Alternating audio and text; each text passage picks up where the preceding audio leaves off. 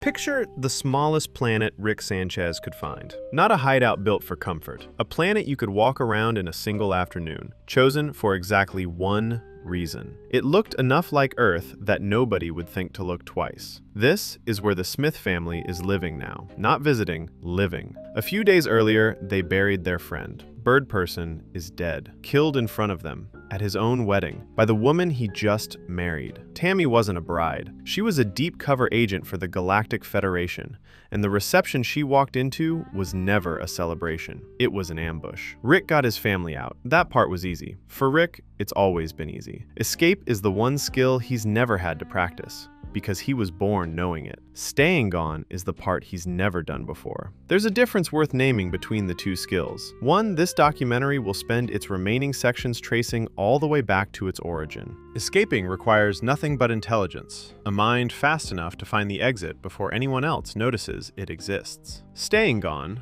choosing not to come back, accepting a version of life smaller and more permanent than the one you left behind, requires something else entirely. It requires believing the thing you're staying gone for is worth more than every other option still available to you. For most of Rick's life, nothing has cleared that bar. This family, on this small planet, days after a funeral, is about to. Jerry says something nobody in the family wants to hear out loud, so he says it anyway, because that's what Jerry does. He says that everyone in this house would die for Rick, and Rick would never do the same for them. Nobody argues with him, not really, because on some level, they believe it too. They've been on this planet long enough now for the adventure to wear off and the exhaustion to set in. There's no monster to outsmart here, no experiment to hide behind. Just 5 people sharing one small house, doing the unglamorous work of surviving together. Summer keeps asking when they can go home, and nobody answers her, because nobody knows if home still exists for them the way it used to. Beth watches Rick more than she talks to him, the way you watch someone you're waiting to see crack. It's a strange kind of closeness, this. Not the closeness of celebration or comfort, but the closeness of people who have run out of anywhere else to be except with each other. And it's worth noticing, because it's the first stretch of the entire series where Rick isn't just passing through his family's life on his way to somewhere more interesting. He's stuck there, fully. No lab, no distraction. Just the 5 of them, and whatever it is they actually are to each other, underneath all the noise of a normal week. There's a detail from the wedding itself worth carrying into this moment. When the ambush begins and the family scrambles to escape, it isn't Rick who buys them the time they need. It's Squanchy, another old friend from Rick's past, another member of the same small circle of people he's let close over the years, who stays behind, holds the line, and takes on Federation officers alone so the rest of them can get out alive. Rick watches that happen. Watches someone he loves choose the family's survival over his own. And days later, on that small planet, he makes the same choice himself. Squanchy's sacrifice isn't just a plot device to explain the getaway. It's the first quiet proof, planted right before the finale's real gut punch, that this is what the people Rick actually loves do for each other. Maybe some part of him already knew, standing in that reception hall, that his turn was coming. The next morning, Rick tells Morty he's going out for ice cream. It's such a small lie, almost tender in how unnecessary it is. He could have said nothing. He could have just left. Instead, he gives Morty a reason to not worry. A normal errand on a planet where nothing about their lives has been normal for weeks. Morty believes him. Why wouldn't he? Rick has lied to him 100 times before, and it has never once meant this. Every other lie Rick has told Morty was a way of protecting himself, covering a mistake, buying time, avoiding a conversation he didn't want to have. This is the first one built entirely to protect Morty instead, a small mercy disguised as an errand, so that the last normal thing Morty remembers before everything changes again is his grandfather promising to come back with dessert. He doesn't fly toward a store, he flies toward a cantina, the kind of place where a man can make one phone call without anyone asking why. And when he gets there, Rick Sanchez, galactic fugitive, the single most wanted mind in the known universe, picks up a receiver and calls the Galactic Federation himself. He doesn't ask for a deal, he asks for one thing only. Leave the family alone. let them go home. In exchange, he gives them everything else, himself included. When the Federation ships arrive, Rick doesn't run. For a man who has spent his entire existence one step ahead of every consequence in the multiverse, this is the strangest thing he's ever done. He simply lets them take him. Back on the planet, Morty is still holding a spoon he never got to use. Summer is asking where Grandpa went. And somewhere above them, without a struggle, without a getaway, the smartest being in the universe surrenders his freedom so 5 people who aren't even fully his own don't have to live like fugitives for the rest of their lives. Why would he do that? This is Rick Sanchez, the man who erased his own grandson's memories in Rick Potion number 9 rather than sit with the consequences of a mistake. The man who has walked away from 1,000 versions of Earth, 1,000 versions of his own family, without so much as a goodbye. Attachment has never been his currency. Distance has. Keep moving, keep no one too close, and nothing can ever be taken from you, because you never let it belong to you in the first place. And yet, here he is, in The Wedding Squanchers, Season 2, Episode 10, trading his own freedom for people he supposedly can't feel anything for. Was it guilt over Birdperson? Was it a debt he felt he owed his daughter? Or had something quieter been happening underneath all of it? Had Rick Sanchez, somewhere between all the escapes and all the running, actually let this particular version of his family in? That question is where this documentary begins. Not with a diagnosis, not with a list of sad moments strung together for effect. With a choice. The first time in the entire series, Rick chooses someone else's safety over his own. Everything that follows is an attempt to understand what made that choice so unbearably difficult for him to make even once, and why, for most of his life, he made the opposite one instead. To understand why this moment matters, you have to understand what Rick was before it. Rick Sanchez doesn't build relationships. He builds contingencies. Every person in his life exists behind a version of the same question. What happens when this one leaves too? And for most of his life, the answer has been to leave first. Look at how he treats Morty in the earliest episodes.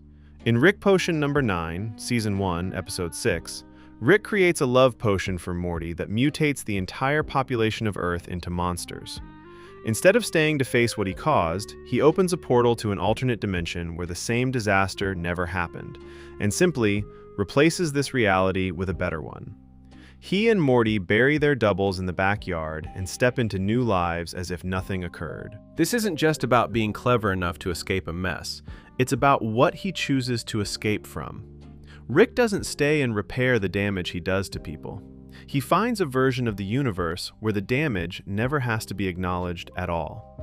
Consequences, for Rick, are something you root around, not something you sit with. Notice what he doesn't do in that episode. He doesn't sit Morty down and explain what happened. He doesn't apologize to Jerry or Beth for the monsters roaming the yard. He doesn't stay in that reality long enough to watch anyone process the disaster he caused.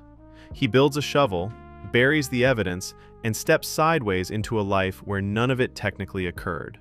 It's efficient. It's also the exact blueprint for how Rick handles every relationship that gets too complicated to manage. Not by making it right, but by making it disappear. That single choice tells you almost everything about how he survives emotionally. If staying still means facing what your presence costs the people around you, the easiest solution isn't healing, it's finding an exit. And for most of Rick's life, an exit has always been available to him. He's the one character in this universe with infinite doors. The tragedy underneath the comedy of Rick Potion number 9 is that having infinite doors means Rick has never once been forced to learn how to stay. Then there's Total Recall, Season 2, Episode 4, an episode that, underneath its comedy, quietly reveals how Rick actually defines connection. A parasite infects the Smith house, implanting fake memories of characters who were never real, and the family has to work out who among their loved ones actually exists. Rick's solution isn't sentiment, it's logic. He decides that if a memory feels good, it's probably fake, because in his experience, the people who feel the safest to love are usually the ones who end up costing you the most. Real relationships, in Rick's mind, come with friction. Ease is suspicious. Comfort is a symptom of something not being true. It's a small, almost throwaway piece of characterization, but it explains a great deal about a man who has spent decades keeping people at an emotional arm's length. If warmth can't be trusted, why let anyone close enough to offer it? Watch how Rick moves through that house during the infestation. He's not sentimental about the memories he's testing. He treats every relationship in the room like a hypothesis to be disproven, poking at each one for the crack that reveals it as fake. It's a defense mechanism dressed up as intelligence. If you can always find the flaw in a connection, you never have to trust one completely. And by the end of the episode, when the real family is finally separated from the fabricated one, Rick doesn't celebrate the reunion. He just moves on to the next crisis, as if being surrounded by the people who actually love him was never the point of the exercise to begin with. And then there's Birdperson himself. Long before the wedding squanchers turns his wedding into a funeral, Birdperson is introduced in Get Schwifty, and referenced across the show as one of the only relationships Rick has kept for decades without running from it. A war buddy. Someone who has seen Rick at his worst and never once needed him to explain himself. Birdperson isn't a friend Rick picked up casually. The show makes clear, in scattered references across earlier episodes, that the two of them fought together, built a bond in something like war, and came out the other side as two of the very few beings in the galaxy who genuinely trust each other without conditions.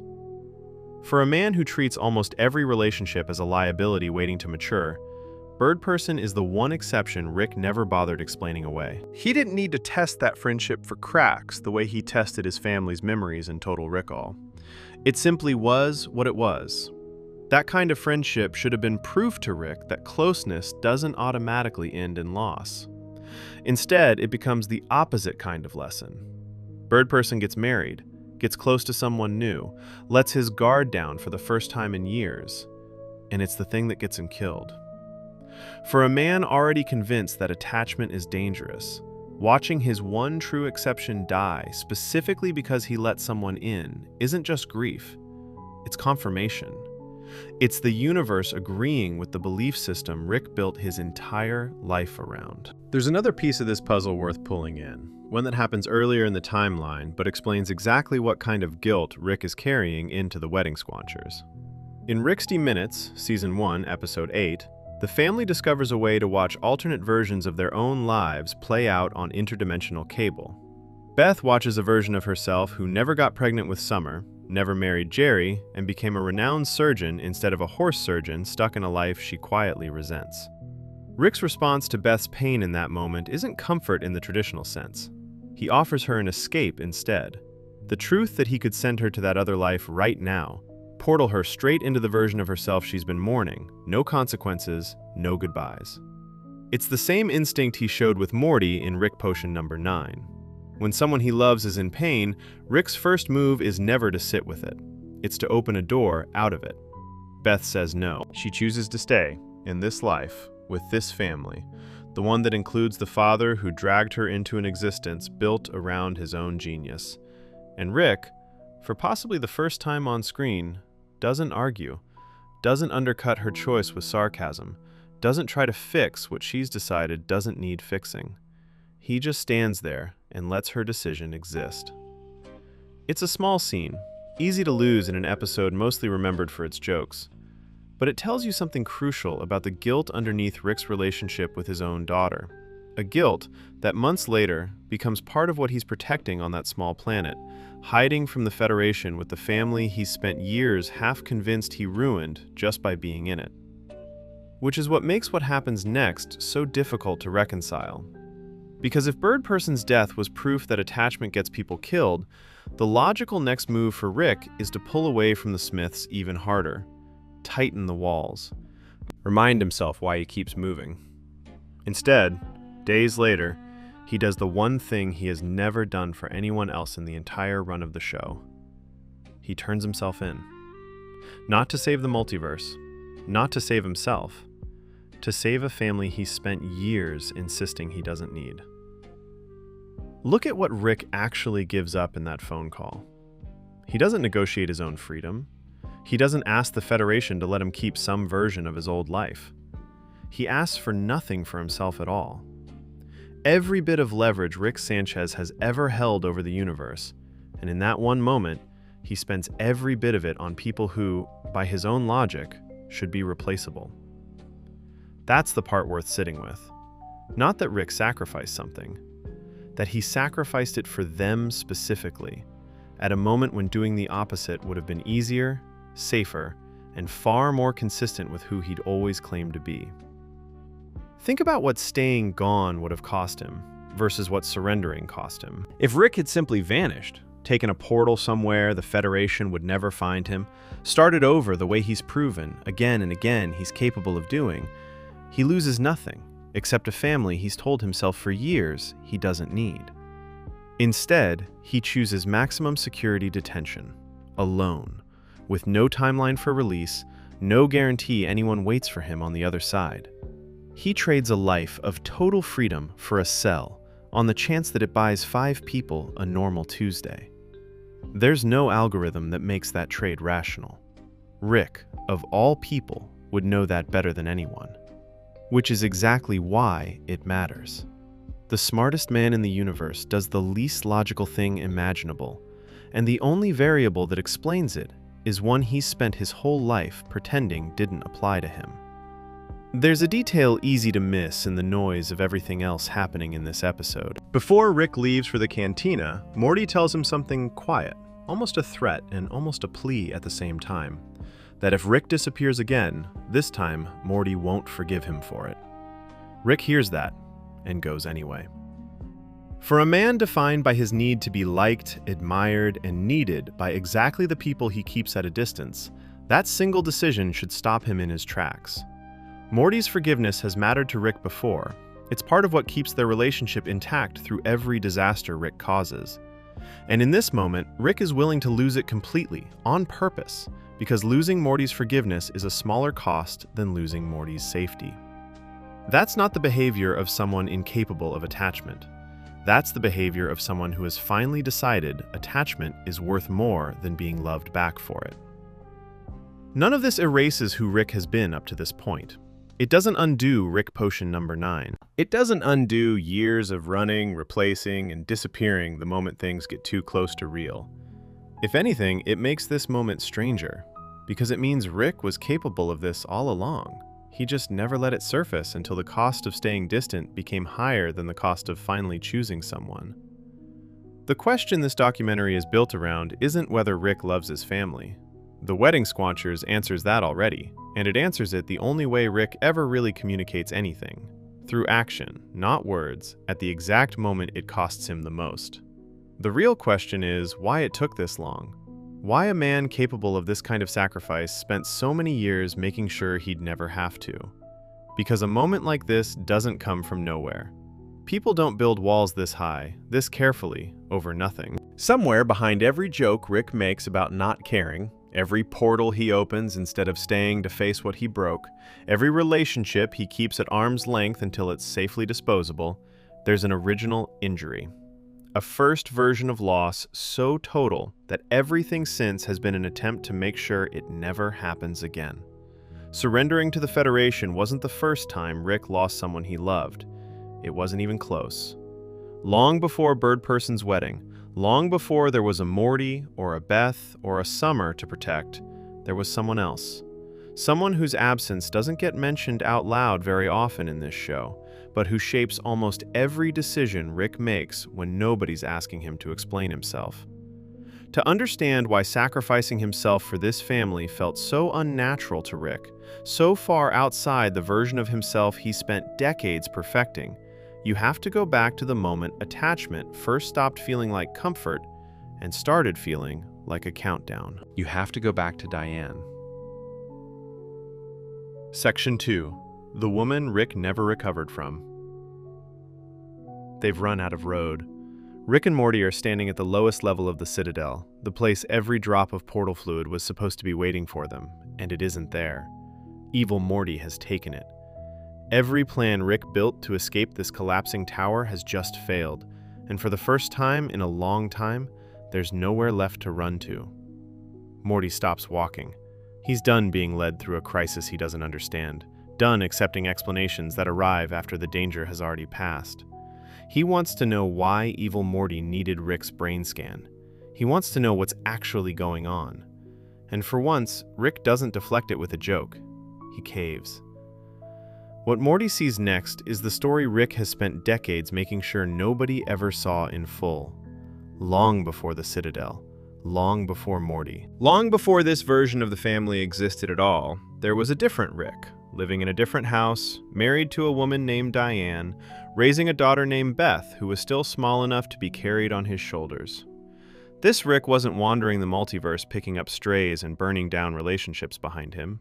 This Rick had one universe, one house, one family, and by every indication, he actually wanted it that way. The garage in this memory isn't the cluttered, half-abandoned lab we've watched him disappear into for 6 seasons. It's a workshop with somewhere to be afterward. Tools put away at the end of the day. A door that leads back into a house where someone is waiting for him, and where he actually wants to go. It's strange watching this version of Rick through the fog of everything we already know about him. He isn't performing detachment. He isn't cracking a joke to avoid a feeling. He's just a man, tired from work, glad to be home. Then another version of himself shows up, a Rick from somewhere else entirely, offering him a way out, access to the rest of the multiverse, the kind of unlimited, consequence-free exploration that would define nearly every episode of the show we've been watching. An invitation to become something bigger than a man in a garage with a wife and a kid. Rick says no. He likes his life. He has Diane, he has Beth. Whatever this visiting Rick is offering, it isn't better than what he already has, and he tells him so. Think about how strange that answer would have sounded to almost any other version of Rick we've watched across 7 seasons. This is a being capable of building portal guns, curing diseases, rewriting the rules of physics before breakfast. And when offered access to the entire multiverse, unlimited exploration, unlimited discovery, the thing that will eventually define nearly every episode of the show that bears his name, he says it isn't as good as what he's already got. For one version of Rick Sanchez, at one point in his life, a wife and a daughter in a small house outweighed infinity. That's the detail this documentary needs you to hold on to, because everything that comes after only makes sense in contrast to it. The Rick we've spent this whole series watching treats attachment like a liability to be managed. This Rick, before any of it happened to him, treated it as the entire point. The other Rick doesn't take rejection well. Not with an argument, not with a threat spoken out loud. He simply leaves. And sometime after that, an explosion tears through the house. There's a chilling detail worth pulling forward from what this documentary already knows about Rick Prime from later in this same story. This isn't a stranger reacting to a single awkward conversation. It's a man who has apparently spent his own life believing that genius without attachment is the only correct way to exist, encountering the one version of himself who chose differently, and finding that choice so intolerable he'd rather erase it than let it stand as a counterexample. Rick Prime doesn't just want company on his travels. He seems to need every other Rick in the multiverse to validate the specific life he chose, and the versions who refuse, the ones who prove a different way of living was possible all along, become threats simply by existing. By the time this Rick reaches what's left, there's nothing left to reach. Diane is gone. Beth, his Beth, the little girl who used to sit on his shoulders, is gone with her. This is the moment the entire series has been circling since its very first episode, and it takes until Season 5, Rick Mirai Jack, for the show to finally let us see it in full. Here's the detail worth sitting with before anything else. In The Rickshank Rickdemption, Season 3, Episode 1, Rick tells a version of this exact story to a Galactic Federation interrogator, and everyone, Morty, Summer, the audience, is told afterward that it was a fabrication, a manipulation built to escape captivity. Turns out almost none of it was fabricated at all. The only piece Rick changed was the timeline of his own recovery. He didn't build the portal gun the moment his family died, driven by instant fury, the way he let the Federation believe. He went to a hospital instead. He healed his wounds. He lived, quietly and alone, for a stretch of time before deciding, on his own terms, once the wreckage had settled, to finish the portal gun and go looking for the man responsible. That's not a small edit. It's the difference between a man consumed instantly by revenge and a man who tried, for a while, to simply survive his own grief, before revenge became the only structure he had left to hold himself up with. Picture what that stretch of time must have actually looked like, even though the show never shows it to us directly. A man waking up in a hospital bed with burns he doesn't fully feel yet, because the pain that matters most isn't the kind a hospital can treat. Weeks, maybe longer, of simply existing. No portal gun, no multiverse, no mission. Just a body healing around a hole nothing was ever going to fill. There's a version of Rick Sanchez, however brief, who tried to keep living an ordinary, grounded life after the worst thing that could happen to him happened. He just couldn't find a way to make that version last. That's the part the Federation lie erased completely. And it's worth asking why Rick chose to erase it. Telling the story as instant, decisive vengeance makes him sound powerful, a man who turned tragedy into purpose without missing a step. Admitting there was a quiet, broken period first, a period where he simply grieved like anyone else would, makes him sound like exactly what he was in that moment, a person in pain, with no genius invention capable of fixing it. Of all the things Rick Sanchez has ever lied about, this might be the most human one. He wasn't protecting a secret plan, he was protecting the memory of being ordinary and devastated, because that version of himself didn't fit the myth he needed the rest of the universe, and maybe himself, to believe in. What follows is not one act of vengeance, it's decades of it. Rick searches the multiverse for the Rick responsible for Diane and Beth's deaths, and when he can't find him, he starts doing something almost as disturbing as the crime itself. He starts killing other Ricks, versions of himself from other timelines who had nothing to do with what happened to his family, cut down one after another on the chance that one of them might be the one he's actually looking for. There's no version of this that isn't grim. Every Rick he kills is, in some meaningful sense, him. A man who made slightly different choices, lived a slightly different life, but started from the exact same point he did. Killing them isn't just a manhunt, it's a man taking his grief out on the closest available approximation of himself, over and over, refusing to stop even as the math stops making sense.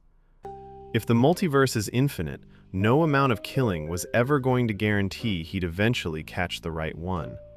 Somewhere in the middle of that, the search itself stopped being about finding Rick Prime and became its own kind of punishment, for the other Ricks, and quietly, for the one doing the killing. Somewhere in the middle of that manhunt, the drinking starts. The isolation deepens. The man from the warm garage with a wife and a daughter becomes the version of Rick we've spent the entire series watching. Brilliant, corrosive, allergic to anything that resembles being needed. Eventually, Rick either founds or falls in with the Citadel of Ricks, a settlement built entirely out of versions of himself who've all lost something similar, all running from something similar. And it's there that he makes a decision that recontextualizes everything this documentary has covered up to this point. He can't find the Rick who killed Diane and Beth, but he can find that Rick's home dimension, the one he came from, the one he'll eventually have to return to. And in that dimension, there's a family. A grown Beth, abandoned by her own Rick, a father who vanished and never came back, a Jerry, a Summer, a Morty. Rick moves in, not as an act of love, not at first, as bait, as cover, as a place to wait, patiently, for the day the Rick who destroyed his real family might finally come home, so he can be there when it happens. It's worth remembering here something the show told us all the way back in its very first episode. In the pilot, Season 1, Episode 1, Beth explains to Jerry that Rick disappeared from her life for nearly 2 decades before showing up again unannounced, moving into their garage as if no time had passed at all. At the time, it plays as a throwaway detail, an eccentric, absent grandfather reinserting himself into a family that had learned to live without him. Watched again after Rick Mirai Jack, it reads completely differently. Rick wasn't gone for 20 years because he was busy with some unrelated adventure. He was gone because this wasn't his family yet, and he needed a reason strong enough to walk back into a stranger's house and stay. This is the family we've been watching this entire documentary. The Beth who let Rick move back in during the pilot. The Summer and Morty who grew up treating him as a grandfather. The family Rick surrendered himself for in The Wedding Squanchers. The family this whole first section of the documentary was built around. None of them are his. Not by blood, not by any definition Rick would have used before Diane died. He adopted a version of the family that ruined him, hoping to use it as a trap for the man who took his real one. Sit with what that means for a second, because it changes the entire emotional foundation of everything we've watched. Every moment of reluctant warmth Rick has shown Beth, Summer, Morty, and even Jerry across the series wasn't inherited. It wasn't automatic. It was built, slowly, inside a lie Rick told himself was strategic, a surveillance post disguised as a household. And somewhere along the way, the cover story stopped being just a cover story. Go back for a moment to the small planet from section 1 of this documentary. To Rick, telling Morty he's going out for ice cream, then quietly calling in his own arrest to keep that family safe. At the time, it looked like the biggest act of attachment we'd seen from him in the entire series, and it still is. But knowing what we know now, it's also something stranger. Rick surrendered his freedom for a family he originally moved in with as a trap. A surveillance post he built specifically so he wouldn't be alone while he waited for his real family's killer to resurface. That should make the sacrifice feel smaller. Instead, it makes it feel bigger. A man who lost everything, who built an entire decades-long scheme around using a replacement family as bait, ends up loving that replacement family enough to give up everything for them anyway, even though, by his own original logic, he never should have let himself get close enough for that to be possible. Somewhere between the moving in and the surrendering, the mission Rick built to survive his grief quietly turned into something he never planned for. It turned real. Grief, for most people, eventually turns into acceptance. For Rick, it turned into architecture. At some point during his decades of searching, Rick built an artificial version of Diane's voice into his old house and his ship, a program designed to sound like she's calling to him from another room. Not a memorial, a tool. Every time he hears it, it reminds him what he's supposed to be doing, finding the man who killed her, making him pay for it. Consider what kind of mind builds that specific object. Not a photograph, not a recording he could choose to play or not play. A living presence, wired into the walls of his own home, that speaks to him unprompted, that he can never fully turn off without also turning off the last trace of her voice in the universe. He built himself a haunting, and then chose to keep living inside it, because the alternative, a house that was simply silent, simply empty, simply over, was worse than being reminded of his failure every single day. This is what avoidance looks like when the person doing it happens to be the smartest being in the universe. He didn't ignore his grief. He engineered it into a permanent, self-sustaining machine, one that would never let him rest long enough to actually feel what happened to him. As long as the mission was still active, the loss never had to become something he simply lived with. It stayed a wound he kept reopening on purpose, because an open wound gave him something to do. When Morty, sitting there in the dark at the bottom of the Citadel, finally hears the whole story and tries to offer him some kind of sympathy, Rick doesn't take it. He brushes it off with something close to irritation. Glad, mostly, that the secret is finally out so people can stop speculating about it. Not relief. Closure, treated like a chore checked off a list. Notice what he doesn't do in that moment. He doesn't ask Morty how he feels, having just learned the truth about his own family. He doesn't offer any acknowledgement that sharing this cost him something. He converts the single most vulnerable disclosure of his entire life into an administrative matter. Information now on record, subject closed, moving on.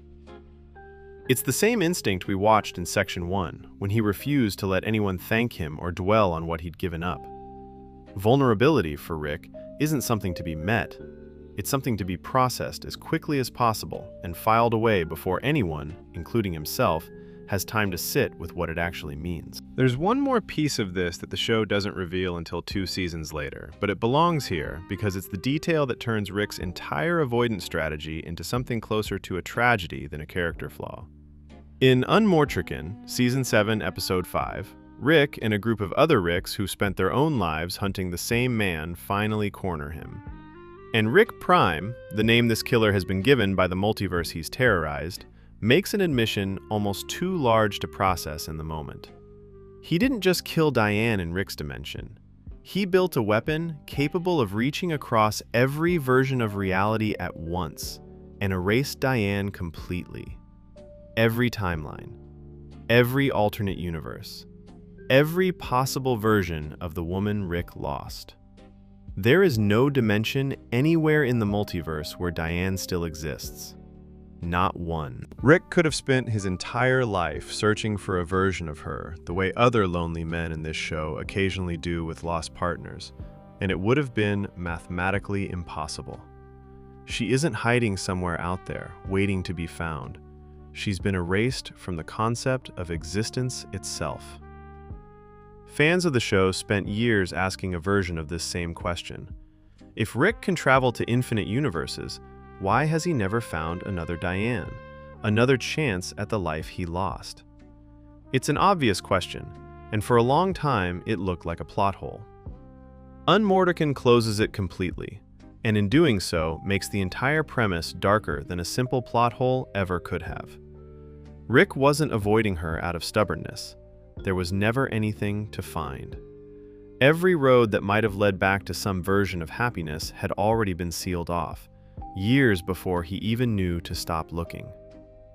Knowing that changes how you have to read every choice Rick makes afterward. His refusal to ever settle into a life with a Beth whose mother is still alive isn't just stubbornness or self-punishment. On some level, he may have understood, long before Rick Prime confirmed it out loud, that there was no version of his old life left to return to. The woman he loved wasn't a person he'd lost. She was a possibility that had been permanently removed from every future that could ever exist. That's not grief with an eventual endpoint. That's grief with nowhere left to go. This is the shape of the wound underneath everything. Section 1 of this documentary already showed you. The man who surrendered himself to the Galactic Federation to protect a family he adopted as a trap did so carrying all of this quietly, the entire time, without ever once bringing it up to the people he was protecting. Diane's death didn't just take away Rick's family. It took away his ability to believe that loving someone and keeping them were the same thing. Every wall this documentary is going to spend the next several sections examining. The drinking, the sarcasm, the refusal to stay anywhere or with anyone long enough to matter starts here, in a garage that no longer exists, with a woman erased from the entire multiverse and a little girl who never got the chance to grow up. Rick didn't become distant because he stopped being capable of love. He became distant because the one time he loved something completely, the universe made sure there was nothing left of it to hold on to. And when a man like that finally gets out of prison, the same prison this documentary watched him walk into at the end of Section 1, he doesn't come out healed. He comes out with the same wound, buried a little deeper, and a whole new set of walls waiting to be built. Because grief like this doesn't just sit quietly once it's been buried. It finds ways to leak out sideways, into a drink poured a little earlier in the day than the one before it, into a joke aimed at anyone who gets too close, into a version of Rick Sanchez who has perfected the art of making sure nobody ever gets to see this particular memory again. What we're about to watch him build, alone in a cell with nothing but time, isn't recovery. It's reinforcement. Consider the position he's in as Section 1 ends. Rick is sitting in a maximum security Federation prison. No release date, no bargaining chip left to play, with nothing to do but think. For most people, that kind of forced stillness is where old wounds finally get addressed, whether a person wants them to or not. For Rick, it becomes something else entirely. A workshop. A place to plan, to plot, to turn decades of unresolved loss into the next elaborate structure that will let him avoid ever sitting still with it. He doesn't walk into that cell broken by what we've just learned about Diane. He walks in, having already spent 30 years perfecting the art of not being broken by it in front of anyone, and prison is simply the next room he'll do that in. Section 3. Building Walls. Rick is telling his family how he escaped Galactic Federation prison. Not to prove anything, not for their benefit, really. He's telling it the way a man tells a story he's already decided is impressive. Sitting in a booth at an old diner, everyone half listening, the details starting to feel a little too smooth, a little too convenient. That's because it isn't real. Rick catches it before we do. He tells Jerry to fold himself over 12 times. And when the simulated Jerry only manages 6, the whole scene reveals itself for what it is. A memory playing out inside Rick's own mind. Close, but not quite accurate. Because whoever's watching doesn't know Jerry well enough to fake him convincingly. We're not in a diner. We're in Rick's head, inside a device called a brain link, and someone else is driving. Everything we just watched, the easy warmth of the family together, Rick holding court, everyone laughing along, was a simulation built by an outsider trying to guess what Rick's memories look like from the inside. And even a stranger with access to his entire mind can't quite get the family right.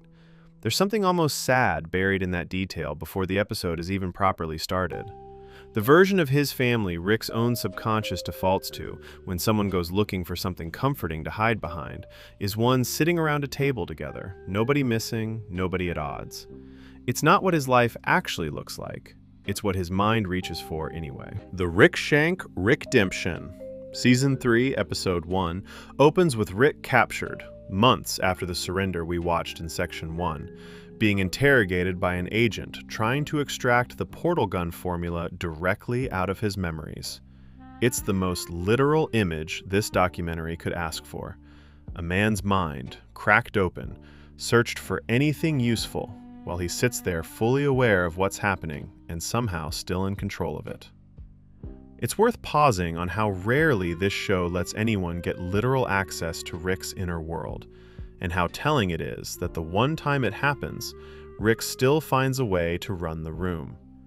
Every other version of getting to know Rick across the series comes filtered through jokes, deflection, or secondhand stories other characters piece together after the fact.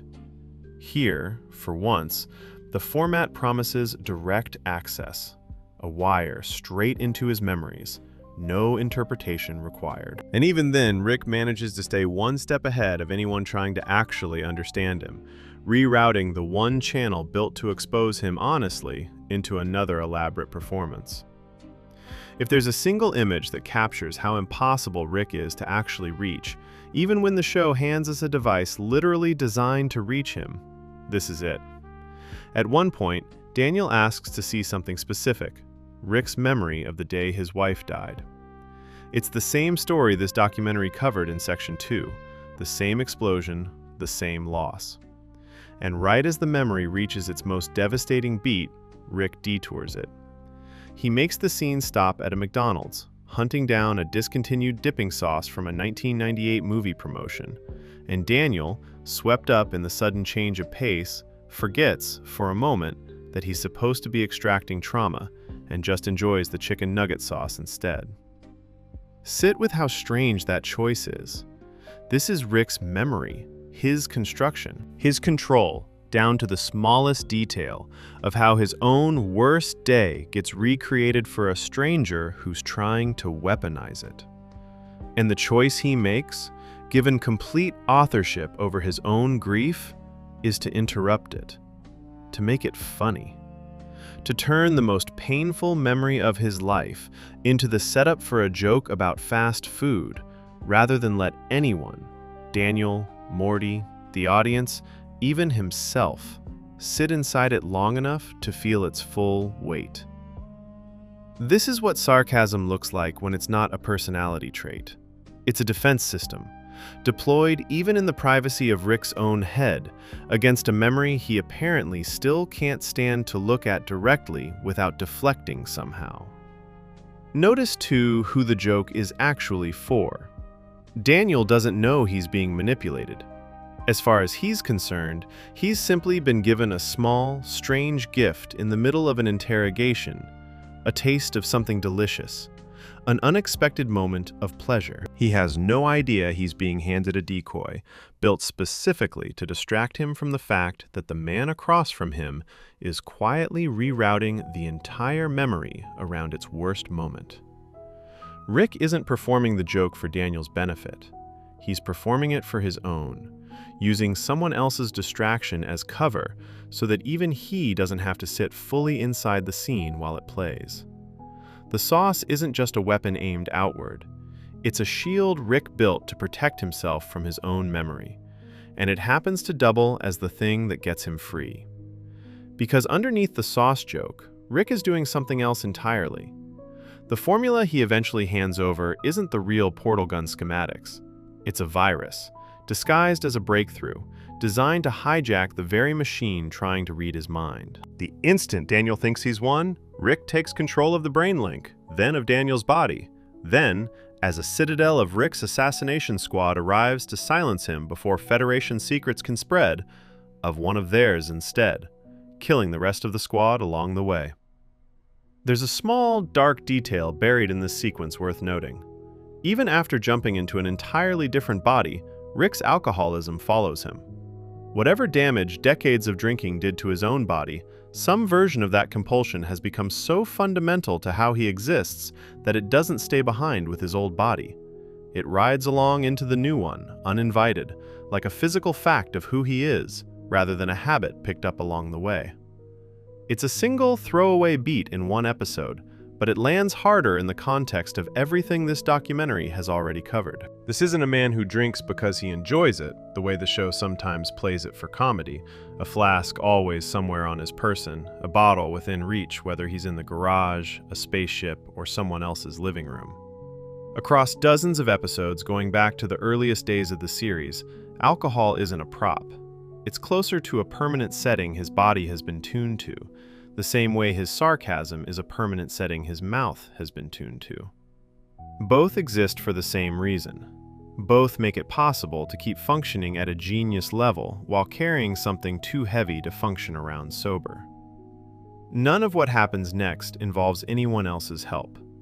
Rick infiltrates the Citadel alone, teleports it into direct collision with the Federation prison alone, uses the resulting battle between two governments as cover to free Morty and Summer alone, and personally ends the Citadel's ruling council in the process. Somewhere in the confusion, he also reaches the Federation's financial systems and quietly sets their currency to zero, collapsing an entire galactic economy and, almost as a side effect, freeing every world the Federation had occupied, Earth included.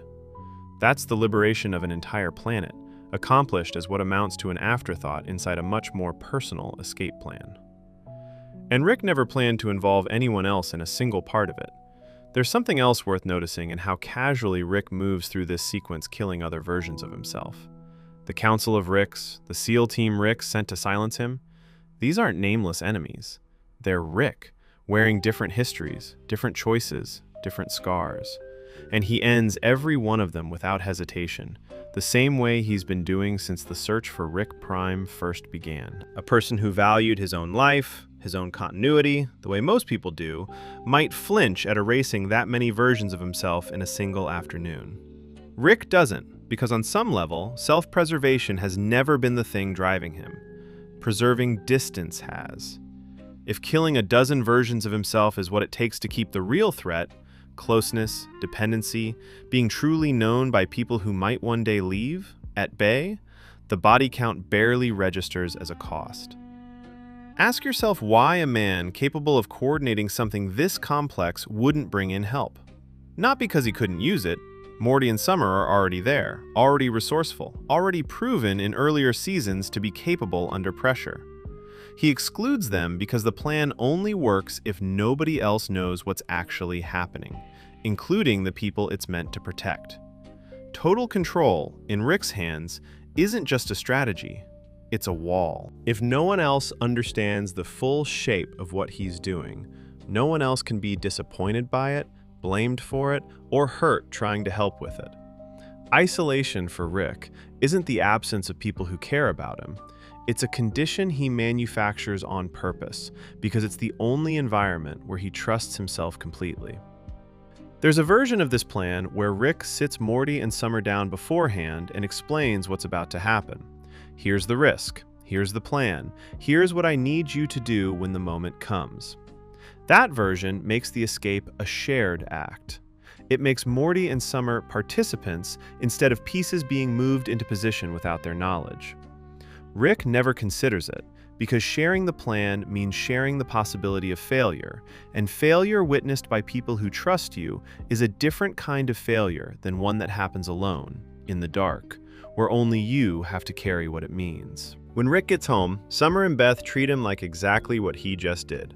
A man who single-handedly toppled an occupying government and rescued his family in the process. And Rick doesn't sit inside that either. He doesn't correct them exactly, but he doesn't let the moment breathe as sincere gratitude for very long before something else happens to swallow it. Watch how quickly the celebration gets redirected. There's no moment where Rick simply accepts being thanked, where he lets Summer or Beth's admiration land without a joke arriving to puncture it, without some other crisis appearing to move everyone's attention elsewhere. Being seen as good, even briefly, seems to make him more uncomfortable than being seen as dangerous ever has. A villain Rick can wear comfortably. It fits the persona he spent decades constructing. A hero, someone whose sacrifice actually meant something to the people he did it for, is a harder costume to keep on because it would require him to admit the sacrifice was personal in the first place. And personal is precisely the thing every wall in this section exists to prevent. Jerry, humiliated by the collapse of the life he'd finally built for himself under Federation rule, gives Beth an ultimatum: him or Rick. Beth chooses Rick. Jerry and Beth separate. There's an uncomfortable symmetry here worth noticing against Section 1 of this documentary. In The Wedding Squanchers, Rick gave up his own freedom. No negotiation, no self-interest, purely to protect this family. Barely a season later, he's willing to blow up that same family structure, Beth and Jerry's marriage, the stability Jerry had built for his kids, just to make sure nobody else occupies the space he considers his. The same man capable of total selflessness in one moment is capable of quiet, calculated selfishness in the next, and the difference isn't a contradiction in his character. It's the same underlying need wearing two different faces. Both moments are about staying necessary to this family. Surrendering himself proved it through sacrifice. Undermining Jerry proved it through control. Rick will use either tool, whichever one the situation calls for, as long as it keeps him load-bearing in the lives of the people he's attached to. Later, alone with Morty, Rick admits something he never says in front of the rest of the family. The entire elaborate scheme, the virus, the body hopping, the collapse of two governments, wasn't just about escaping prison or restoring freedom to an occupied Earth. Part of the actual motivation was getting rid of Jerry, making sure that whatever role Jerry had carved out for himself as a stable, present father during Rick's absence would collapse the moment Rick came home, so that Rick could go back to being the dominant male influence in Morty's life without competition. This is worth sitting with for a moment, because it's one of the clearest windows this documentary has found so far into how Rick actually processes attachment. He wants to matter to Morty. That part isn't in question. Everything about how carefully this was engineered proves he cares intensely about staying central to his grandson's life. But instead of saying so, instead of simply being present and letting that closeness develop naturally, he removes the competition. He treats connection like territory to be defended, rather than something to be nurtured. And the collateral damage, His own daughter's marriage, the stability Jerry had briefly managed to offer his kids, barely registers as a cost worth mentioning. Compare this to what a version of Rick capable of vulnerability might have done instead. He could have told Morty, honestly, that watching Jerry step into a steady, competent father role while he was locked away had scared him. That some part of him worried Morty wouldn't need him the same way once he got back. That's a hard thing to say out loud, and it's also a completely human one. The kind of admission that could have brought Rick and Morty closer without costing anyone else their family. Instead, Rick chooses the version where nobody ever has to know he was afraid of anything at all. And Jerry pays the price for a fear he never even got the chance to hear about, let alone respond to. That's the architecture of every wall this documentary is trying to map.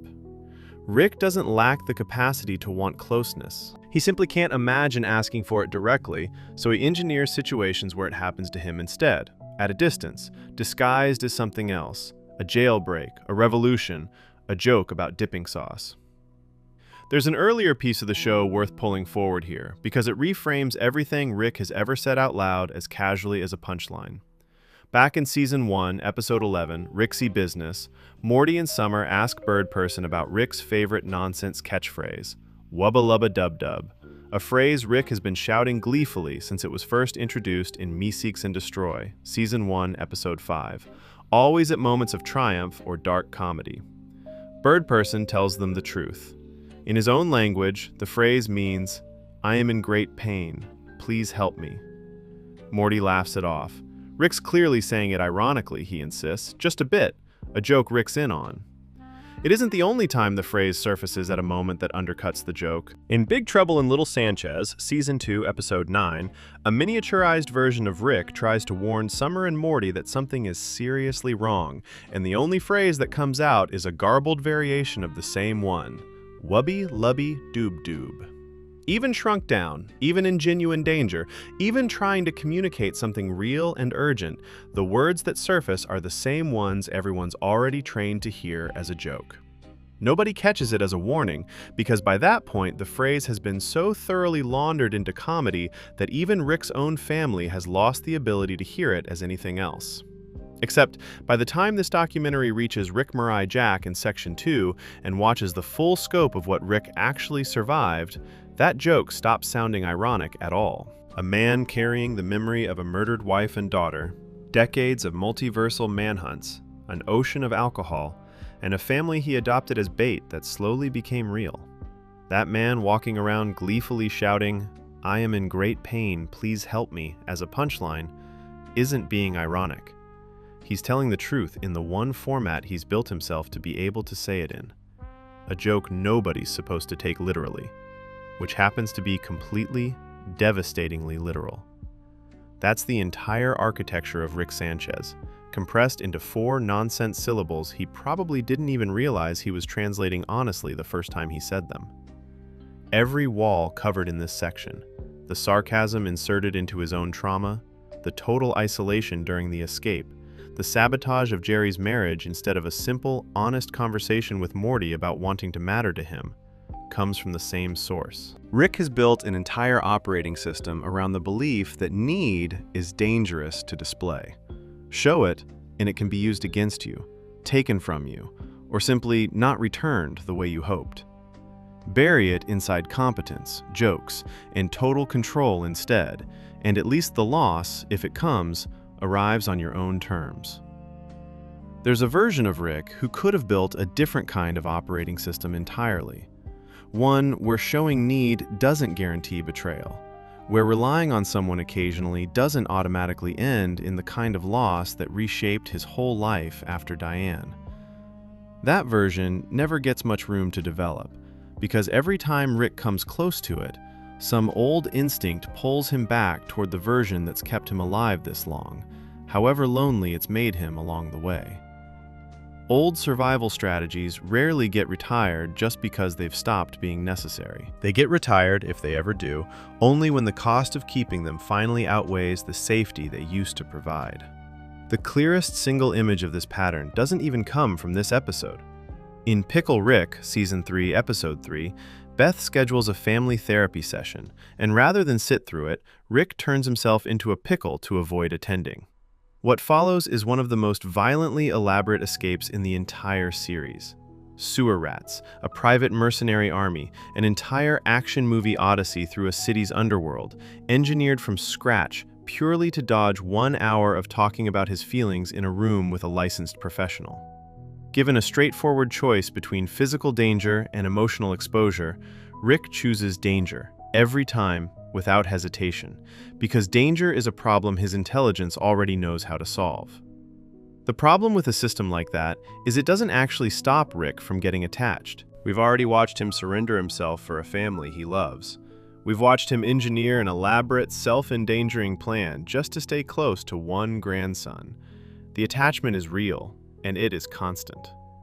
What the walls do is make sure nobody, least of all Rick, ever has to witness it happening in real time.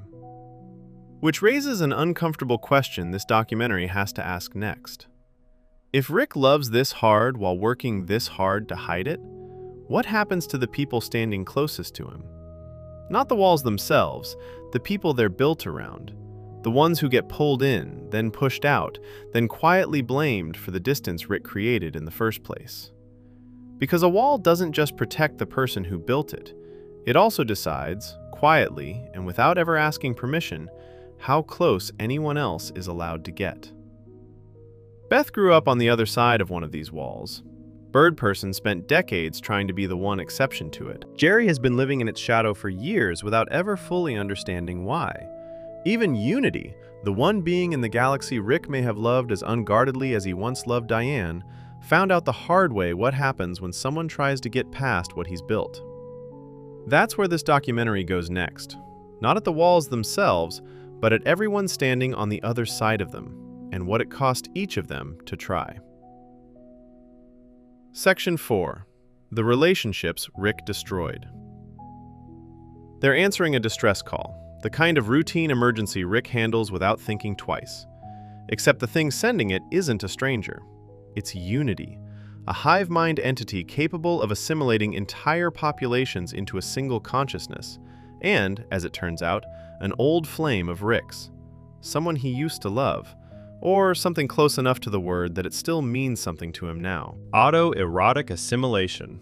Season 2, Episode 3 is the closest this documentary has come so far to watching Rick attempt something like a normal relationship. And it's also the episode that proves, more clearly than almost any other, why he can't sustain one. It helps to understand what Unity actually is before watching what happens between them. A hive mind doesn't experience the world the way an individual does. It experiences it as every individual within its reach simultaneously, a single awareness distributed across an entire population, capable of dissolving and reforming its sense of self depending on what it needs to be in the moment. In some strange, literal sense, Unity is the most naturally adaptable being Rick has ever been close to, capable of becoming exactly whatever a partner wants without ever running out of new versions of itself to offer. That should make it the one relationship in this documentary immune to the problems that sink everything else. Instead, it becomes the clearest demonstration of them. At first, it looks like a reunion worth having. Rick and Unity fall back into each other easily, the comfort of two people who already know exactly how to be around one another. Unity assimilates an entire planet's population just to throw Rick a party, builds him a fake television show to watch, and cancel, and bring back on command. Indulges every whim he has. Because that's what hive minds do. They absorb what the people around them want and become it completely. That should sound like intimacy. It isn't. It's disappearance. Watch what actually happens during their reunion, once the initial excitement wears off. Unity doesn't just enjoy being around Rick, it starts reorganizing an entire civilization's worth of consciousness around his preferences. A television show built and canceled on command isn't a gift between equals. It's what happens when one half of a relationship has stopped existing as anything other than a reflection of what the other half wants. Real intimacy requires two people who still take up space as themselves. What Rick and Unity have instead is one identity expanding to fill every available inch of the other. And for a while, it looks enough like passion that nobody in the room mistakes it for anything else. Summer is the one who names what's actually happening. An entire species has lost its individual will, folded into something that exists only to keep Rick entertained. And nobody, not Unity caught up in him, not Rick delighted to have someone who'll give him anything he wants, seems bothered by it until she says something. What's happening to that planet isn't so different from what happens to almost everyone who gets close to Rick. Attention from him is intoxicating enough that people start losing pieces of themselves trying to hold on to it. Unity is just the first relationship in this documentary, literal enough to make that dynamic visible from orbit. Even a being built to absorb identity can't keep absorbing Rick's, specifically, without losing its own grip. Unity starts slipping. The population it's supposed to be controlling begins fighting back, fracturing, some of its collective mind's usual command failing under the weight of matching Rick's appetite for chaos. Morty senses something's gone wrong before Summer does. It's Summer who finally makes the call. Someone has to tell Rick the truth, that whatever this relationship is doing to Unity, it isn't good for either of them. Unity doesn't disappear quietly. It leaves a letter, admitting something that might be the most emotionally direct thing anyone says to Rick in the entire series. Loving him means losing itself completely, becoming an extension of him rather than something that still exists on its own. And the cruelest detail of all, the one that must land hardest, is the admission that in some strange way, Rick is even better at what Unity does than Unity is. Rick doesn't need a hive mind's biology to absorb people into himself. He just does it anyway, through sheer gravity, and everyone around him ends up orbiting whatever he needs that day. What Rick does with that letter is the darkest sequence this documentary has to sit with. Alone in the garage, he assembles a weapon, the same kind of device he's used 100 times before to solve some external problem, and turns first to a small, deformed creature he's been keeping in storage, one clearly in pain, and ends its suffering with something that almost looks like tenderness. Then he prepares to turn the same weapon on himself. He doesn't. Not because he changes his mind, he simply loses consciousness before the machine finishes powering up. And the moment passes the same way so much of Rick's pain seems to pass. Not resolved, just outlasted by exhaustion. There's a small, unbearable detail buried in how this sequence is staged. The components for that weapon are visible on Rick's workbench earlier in the episode, sitting there in plain view while Jerry rummages through the same cabinet looking for a weed whacker. Whatever brought Rick to that breaking point wasn't sudden. The capacity for it had been sitting in the room the entire time, waiting, the way certain kinds of pain always are, for the one night nothing else is left to distract from it. Rick didn't build that weapon in the moment of the breakup. He already had the pieces. He just hadn't needed them yet. The final image of the episode is somehow the loneliest one. An entire night and day pass, and not a single person in that house, not Beth, not Morty, not Summer, comes down to the garage to see if Rick is all right. Life in the house continues exactly as normal. Sunlight through the windows, Jerry doing yard work, while the smartest being in the universe sits 10 feet away, having barely survived the worst night of his life, and no one even knows to ask. This documentary isn't here to say Rick didn't do damage to that relationship himself. He clearly did. Unity's letter makes that explicit, and so does everything Section 3 already established about how he treats the people closest to him.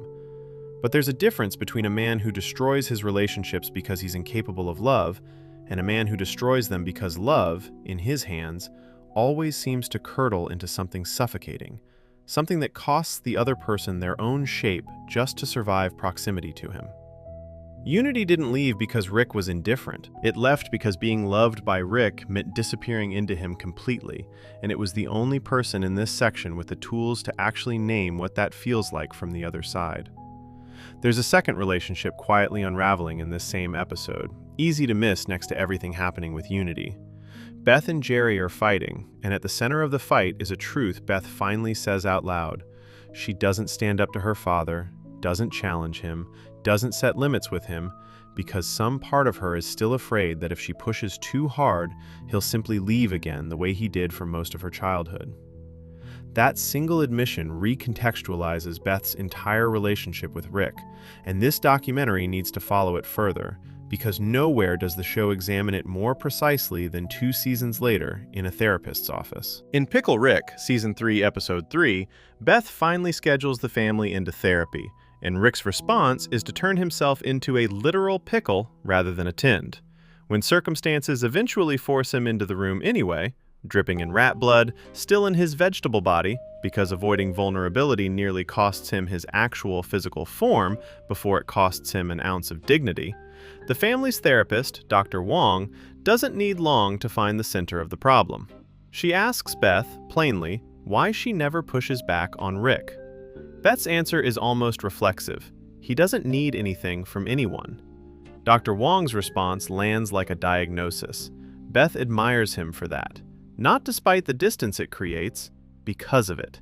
Somewhere along the way, a young girl who watched her father disappear for the better part of 2 decades learned to treat his self-sufficiency as the highest form of strength available, and built her own worth around trying to earn a version of it he was never fully offering back. Dr. Wong goes further with Rick directly, telling him he alternates between treating his own mind as an unstoppable force and as an inescapable curse, and that the only thing he's never been willing to examine is that his mind is still his to control. It's one of the only moments in the entire series where someone gets close enough to Rick's actual architecture to describe it accurately, out loud, to his face. And true to form, he doesn't argue with her. He just goes quiet, which, for Rick, is as close to agreement as anyone ever gets. Consider what that exchange reveals about the two of them side by side. Rick built a lifetime of walls to avoid ever being read this clearly by anyone. And the one person who manages it is a stranger in a rented office, meeting him for the first time, using nothing but careful listening and a single afternoon. That's not a failure of Rick's intelligence. It's proof of exactly how much energy he's spent making sure nobody who actually loves him gets to see what a stranger identifies in under an hour. Beth has had 30 years of proximity to her father and still doesn't see him half as clearly as Dr. Wong does after 1 session, because Beth was never meant to see clearly.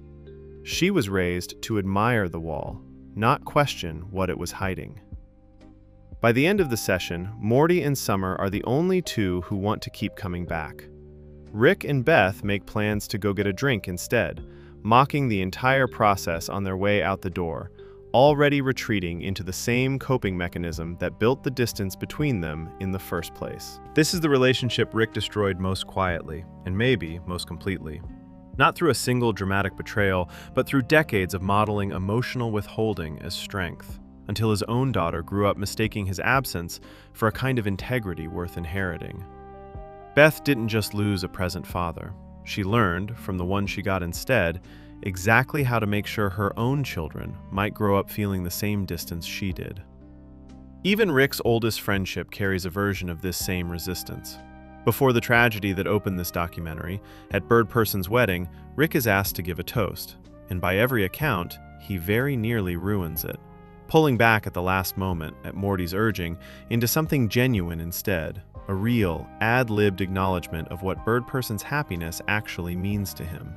It takes outside pressure to get him there. Left to his own instincts, Rick's first move, even at the wedding of the one friend he's never run from, is to deflect the moment, rather than simply stand inside it and mean what he says.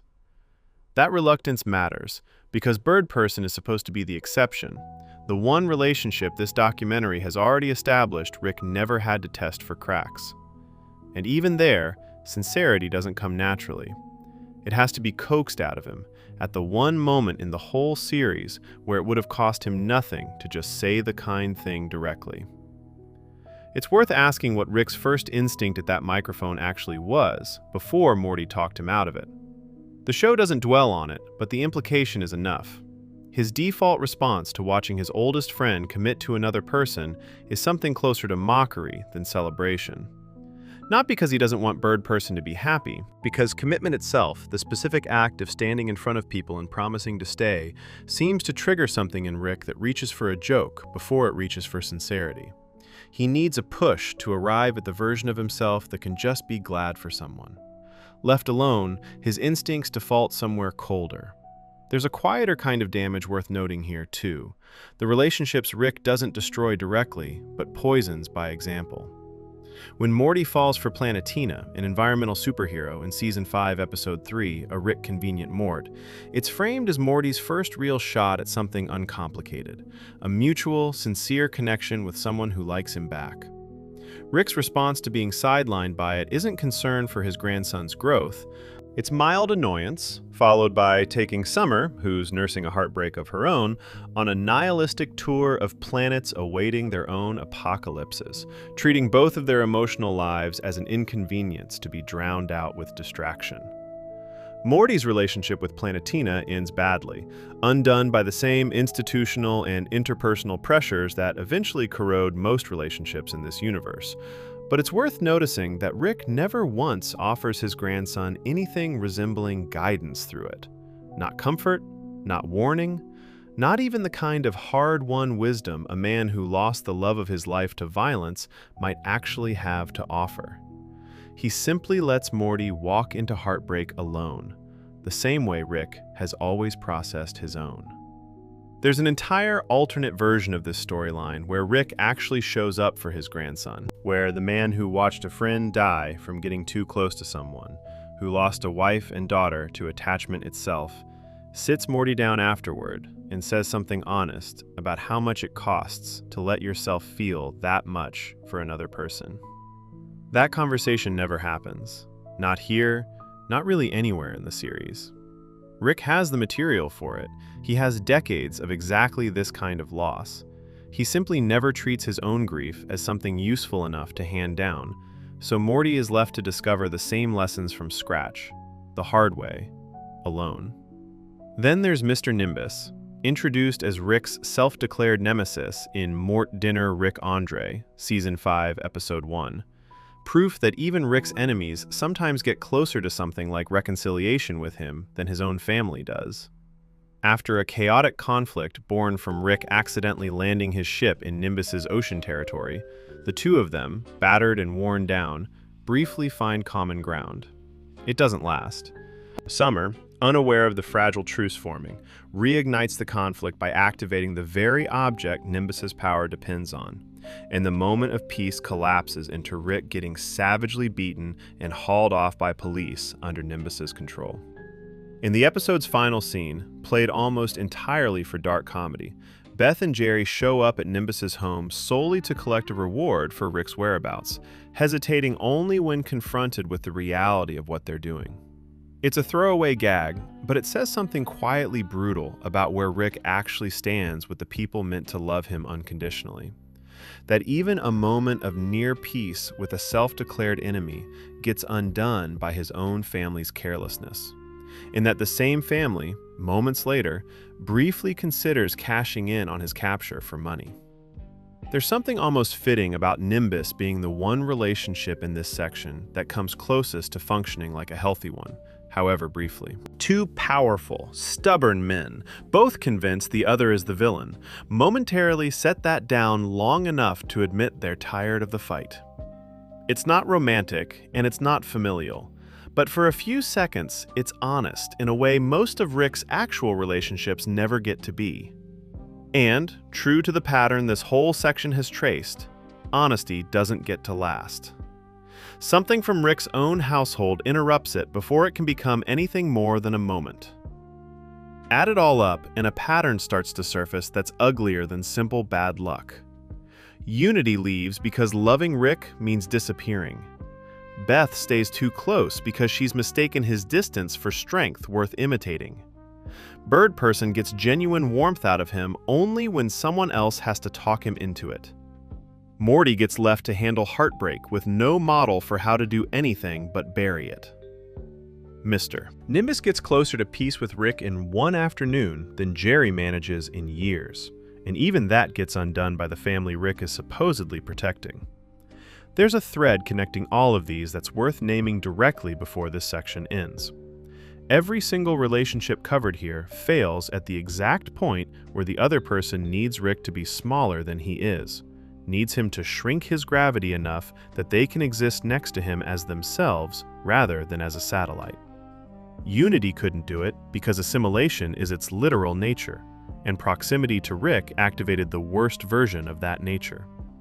Beth couldn't do it because she was raised from childhood to treat his enormity as the standard to measure herself against, rather than something to set healthy distance from. Even Jerry, who Rick treats with the least respect of anyone in this section, is in some sense the character who understands the problem most clearly.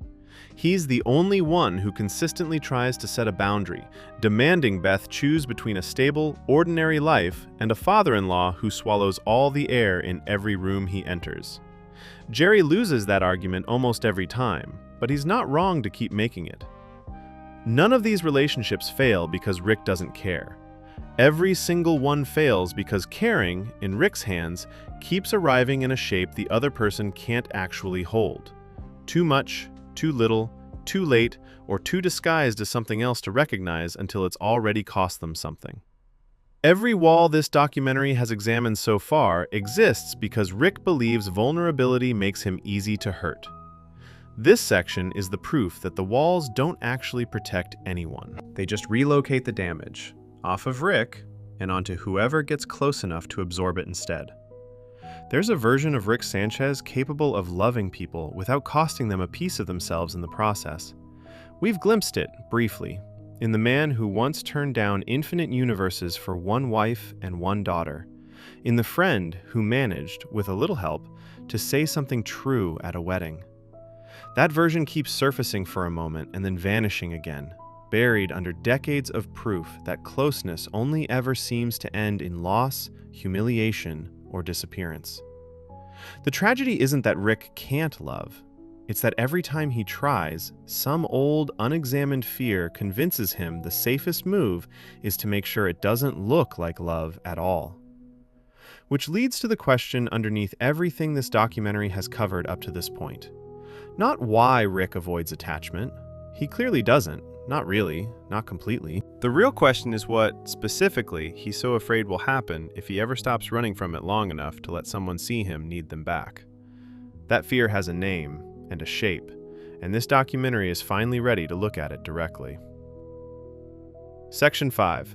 Rick's biggest fear. Rick and Morty aren't afraid of anything this planet has to offer. Fake blood, jump scares, animatronic monsters on loops, none of it registers. They've seen worse before breakfast. A well-dressed stranger notices their boredom and offers them something better. If they want to know what real fear feels like, he says, he knows exactly where to find it. There's something almost funny about how bored the two of them look walking through a park built entirely to frighten people. 7 seasons of actual monsters, actual apocalypses, actual grief will do that to a person. By this point in the series, manufactured scares can't touch either of them. Whatever this stranger is offering has to be something else entirely. Something that doesn't rely on jump scares or teeth, because those stopped working on this family a long time ago.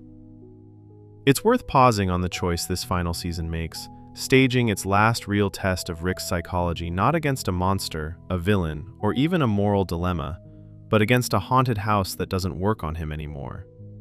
Every other threat in this documentary's 7 sections has had teeth, or a gun, or a betrayal attached to it. Something external, something Rick's intelligence could eventually outthink or outrun. A fear built from rubber and jump scares belongs to exactly that category, and Rick has long since outgrown it. The show seems to know this, and uses it as a kind of dare. If nothing manufactured can touch him anymore, what's actually left underneath all that armor?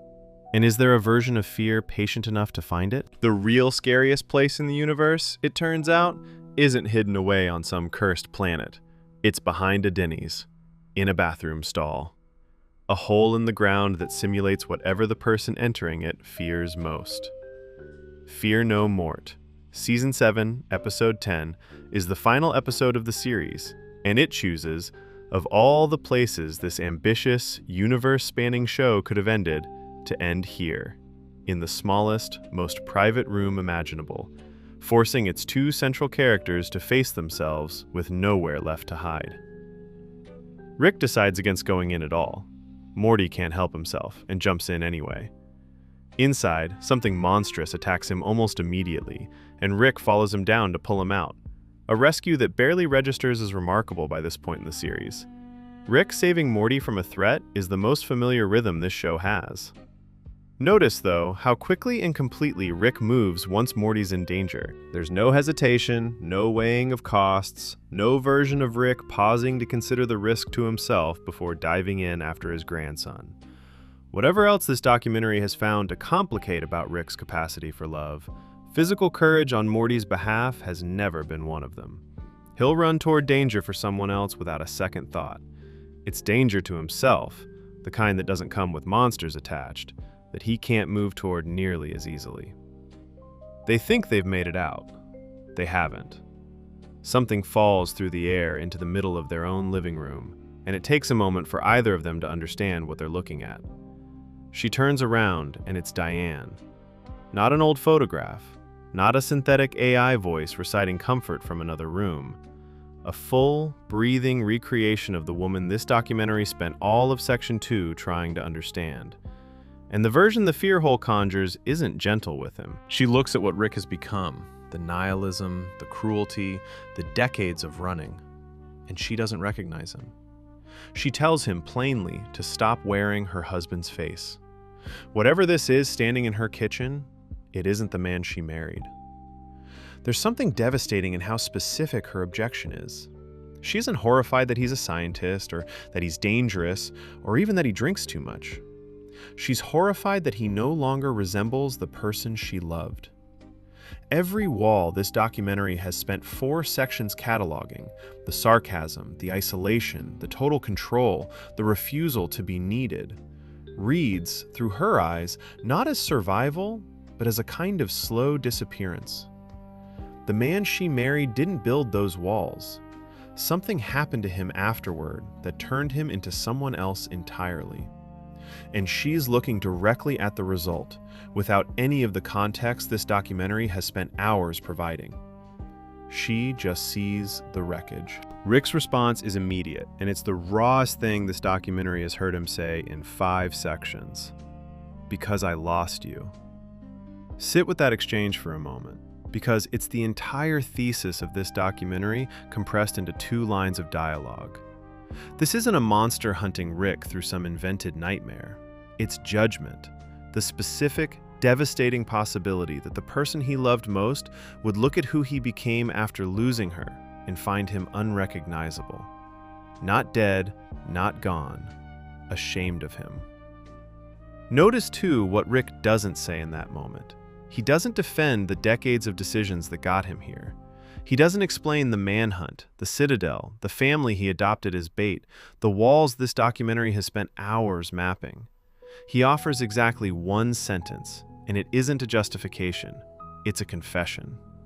Because I lost you isn't an excuse for who he became. It's an admission that he knows exactly why he became it, has known the entire time, and has simply never had anyone standing close enough, or safe enough, to say it to out loud before now. That's the fear underneath every wall this documentary has spent 4 sections mapping. Not that people will leave. Rick has already survived the worst version of that, more than once.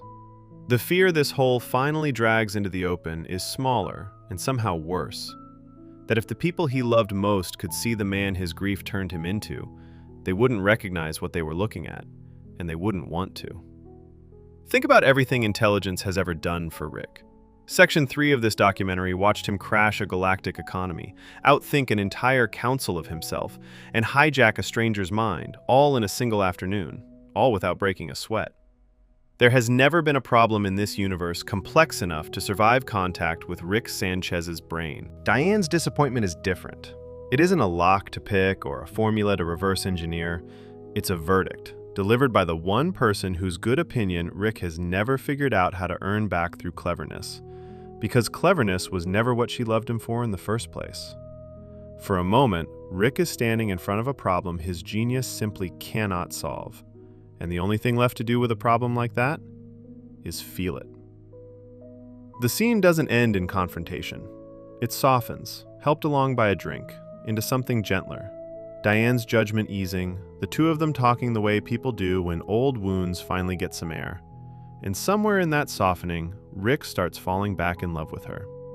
Watch what it takes for that softening to happen. Not honesty, not a real reckoning with everything he's done since she died. A drink. The same tool this documentary has already identified as one of Rick's oldest walls becomes, in this fantasy, the bridge that lets him reach something like intimacy again.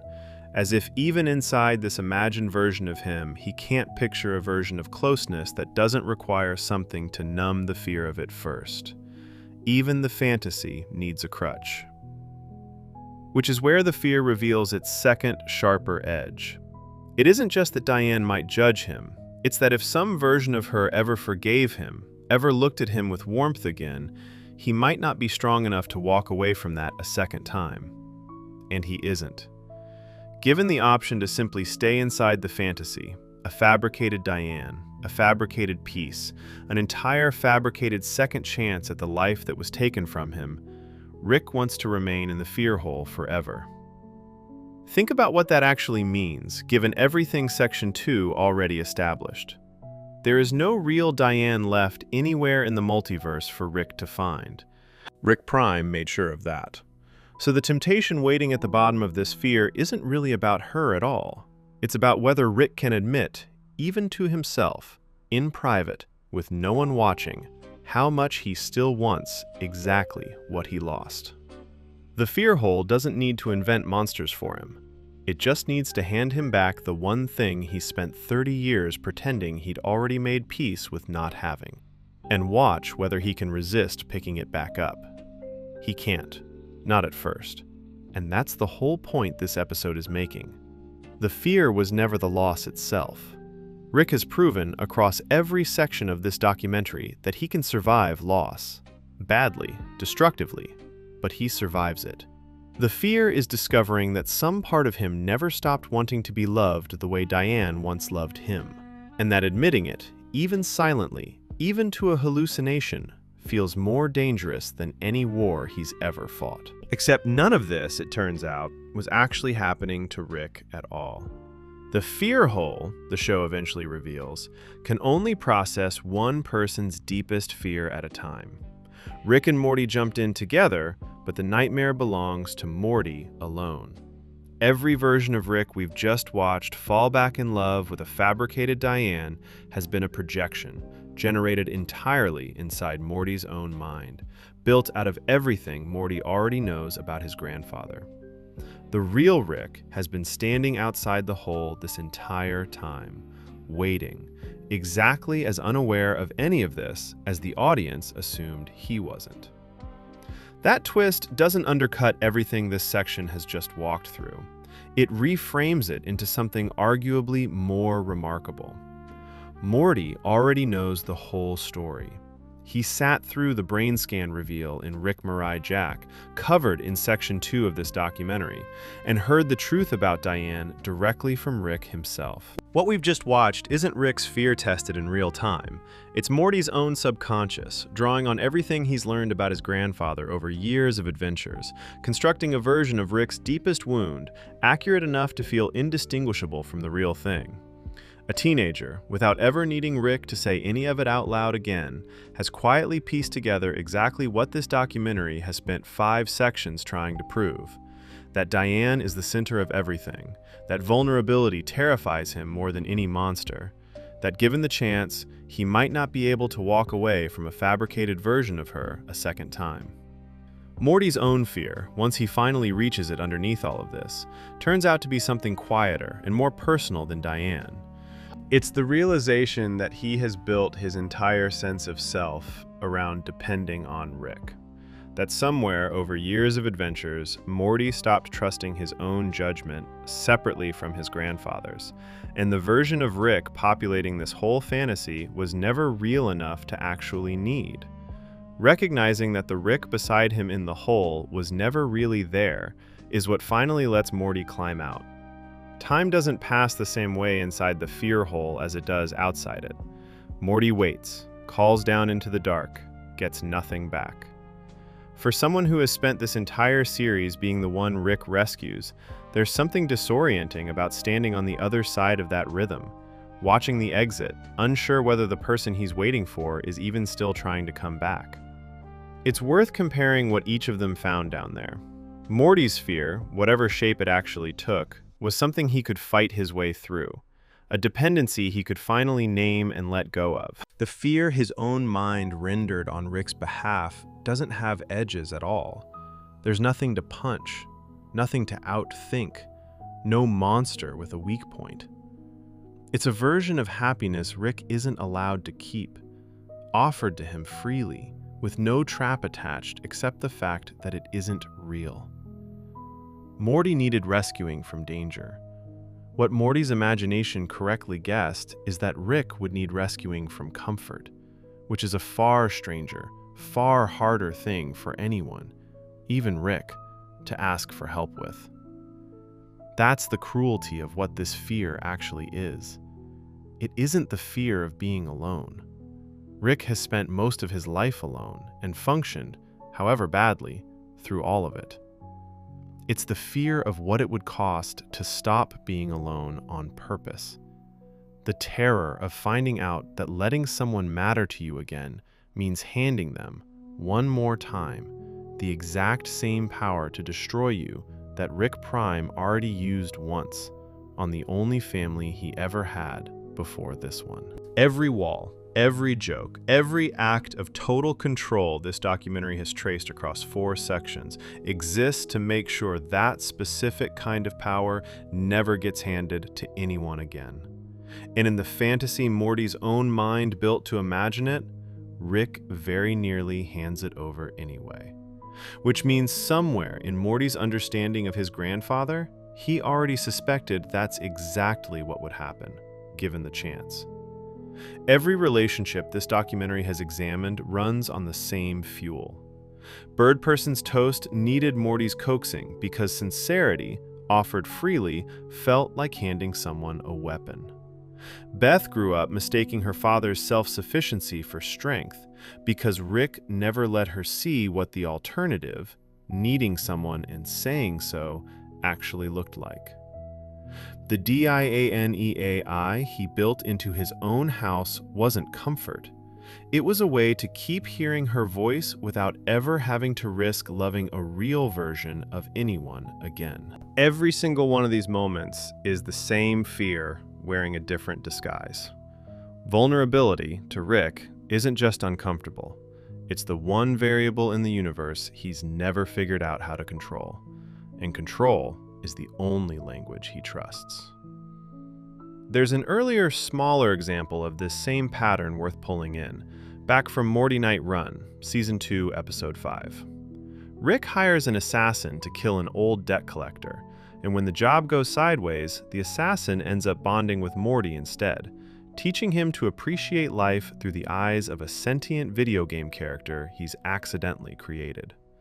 By the end of the episode, Rick has technically helped save Morty, the way he almost always does, but he frames the entire ordeal in transactional terms, insisting the whole plan was calculated from the start, that he knew exactly how it would unfold. It's a small lie, barely worth noticing next to everything else this documentary has covered. But it's the same reflex every time. Rick will risk everything for Morty without hesitation. He simply cannot let the risk be witnessed as caring rather than competence. The pattern holds even when the stakes are small enough that nobody would judge him for admitting the truth. Nobody watching that episode would think less of Rick for saying he improvised, that things got messy, that he was scared for a moment when the plan started falling apart. And yet, even there, with almost nothing on the line, he reaches for the version of the story that keeps him in total control, rather than the version that admits he cared enough to be frightened. If the habit holds this tightly over something this small, it's easier to understand why it holds like iron over something as large as Diane. This is also why Dr. Wong's diagnosis from Pickle Rick, covered in Section 4, lands as hard as it does.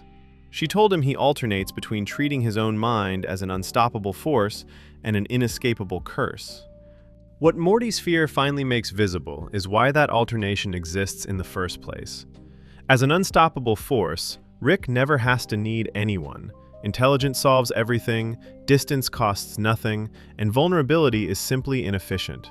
As a curse, his mind guarantees he'll always be too much for people to stay close to, so distance isn't a choice anymore, it's a mercy. Both framings conveniently avoid the third option Dr. Wong is actually pointing at, that Rick's mind is under his own control, and so is the wall around it, and choosing to keep it standing is exactly that, a choice, made and remade every single day, out of fear rather than necessity. Both of those framings have one thing in common worth naming directly. They let Rick stay the main character of his own suffering without ever becoming the person responsible for fixing it. An unstoppable force doesn't apologize. A curse doesn't get better. Either story lets him keep his distance from everyone he loves while still being able to tell himself it isn't really his fault. It's just what he is. Wired wrong, too much, too dangerous, too smart for ordinary intimacy. Return for a moment to that phrase from Section 3. "I am in great pain, please help me," said constantly, joyfully, as a punchline nobody was supposed to take literally.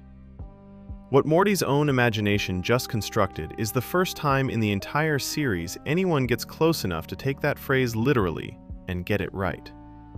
A fabricated Diane, built out of Morty's understanding of his grandfather, is the closest thing to a witness this documentary has found who looks at Rick and sees the pain plainly enough to name it instead of laughing along. There's a bitter irony worth sitting with here. For years, the show let audiences laugh along with a catchphrase that was quietly begging for help the entire time, and nobody in Rick's own life ever slowed down enough to actually offer it.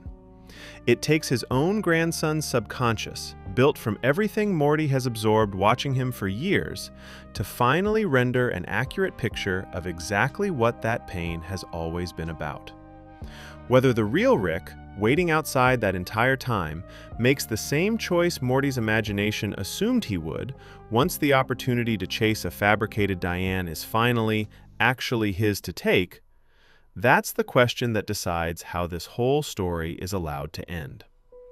That answer belongs to the very end of this same episode, and this documentary is finally ready to watch it happen. But there's one more piece of unfinished business standing between Rick and any version of peace. One this documentary needs to address before it can properly ask whether Rick has changed. A man who spent decades hunting the person who did this to him finally gets his hands on him. And revenge, it turns out, is its own kind of fear hole. A fantasy just as seductive, just as hollow, and just as hard to walk away from once you're standing inside it. Section 6. The Rick Prime Obsession. After everything this documentary has covered, the surrender, the decades of searching, the family adopted as bait, the walls built one joke at a time, Rick is finally standing over the man responsible for all of it. Unmore-Tricken, Season 7, Episode 5, is the episode this entire documentary has been building toward without saying so directly. Rick Prime, the Rick who killed Diane and young Beth in Section 2, the reason every wall in this documentary got built in the first place, is finally within reach. Not a decoy, not another dead end after decades of chasing the wrong version of himself across the multiverse. The real one. It's worth pausing on what it actually means that Rick Prime and Rick C137 are, structurally, the same person, born from the same starting conditions, diverging only in the choices each of them made afterward. Every other Rick in the Citadel represents some version of that same divergence. Small differences in temperament, circumstance, or luck that produced wildly different lives. Rick Prime represents the version who never had reason to doubt that genius alone was enough, who never met a Diane worth turning down infinite universes for, or who did and simply made a different choice than our Rick did. Facing him isn't just facing an enemy, it's facing the specific fork in the road Rick's own life could have taken if one detail, one relationship, one refusal had gone differently. Before this final confrontation, Rick and Morty are drawn into a trap laid by Rick Prime himself, captured alongside a room full of other Ricks who have spent their own lives hunting the same man. Rick Prime doesn't gloat about killing Diane once. He reveals something far crueler.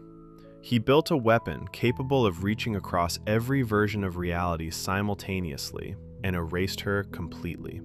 Not just from Rick's dimension, but from every dimension, permanently, so that no version of her exists anywhere in the multiverse to be found, mourned, or replaced.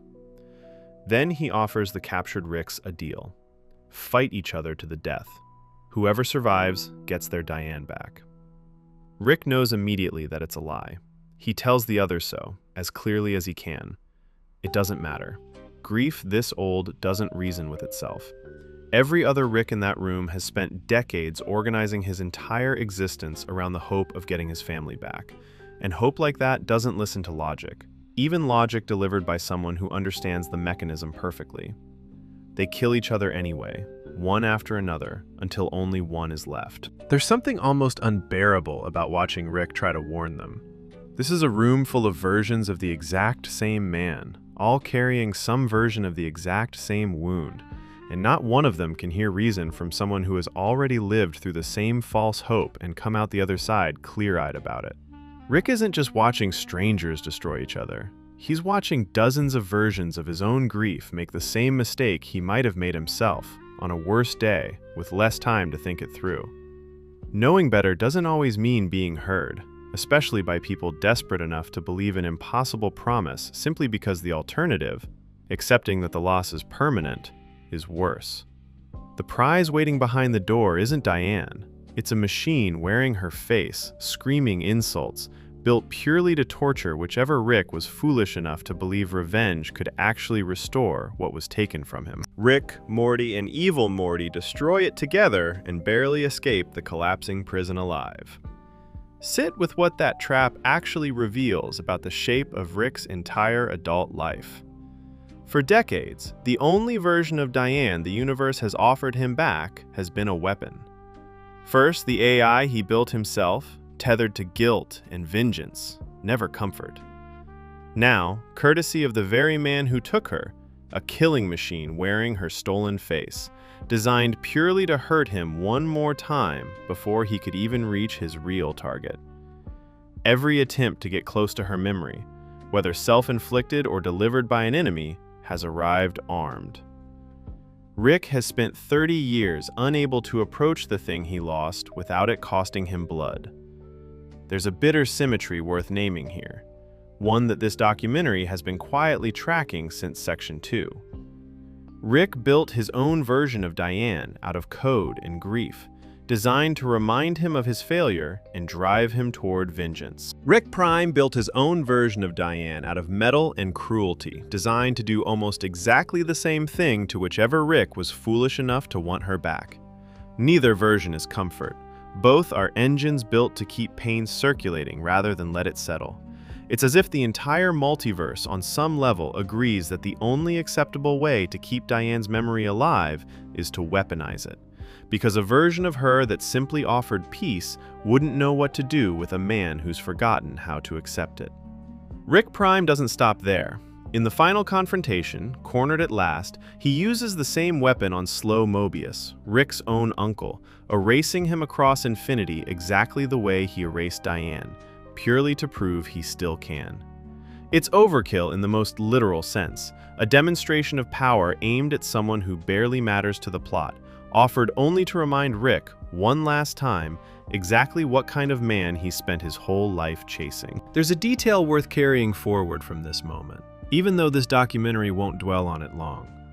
In the aftermath, Slow Mobius's own wife begins her own version of the exact same spiral Rick started 3 decades earlier, hunting for whoever is responsible, building her own version of a manhunt out of grief that has nowhere else to go. The show stages her early steps almost as a direct echo of Rick's own flashback from Section 2. Same melancholy tone, same sense of a person about to lose the next 30 years of her life to a search that will never bring back what she's actually looking for. It's the clearest signal this series ever gives that Rick's response to loss was never unique to him. It's what grief does to nearly anyone handed a universe complicated enough to make revenge look achievable instead of simply impossible. The fight that follows is not clean or heroic.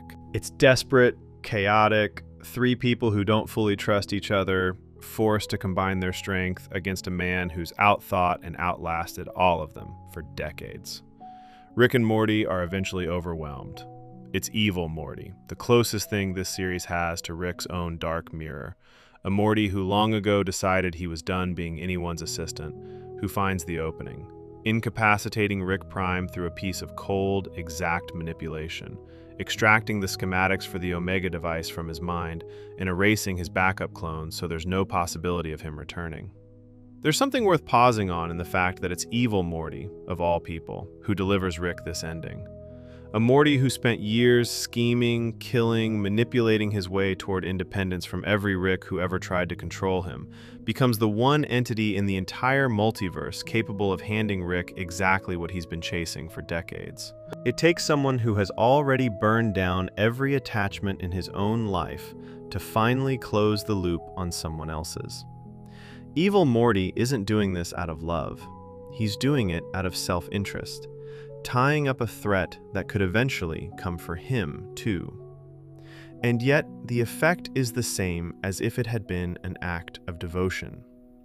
Proof that even the coldest, most calculated character this show has ever produced can still function, however briefly, as the hand that finally lets someone else's grief resolve.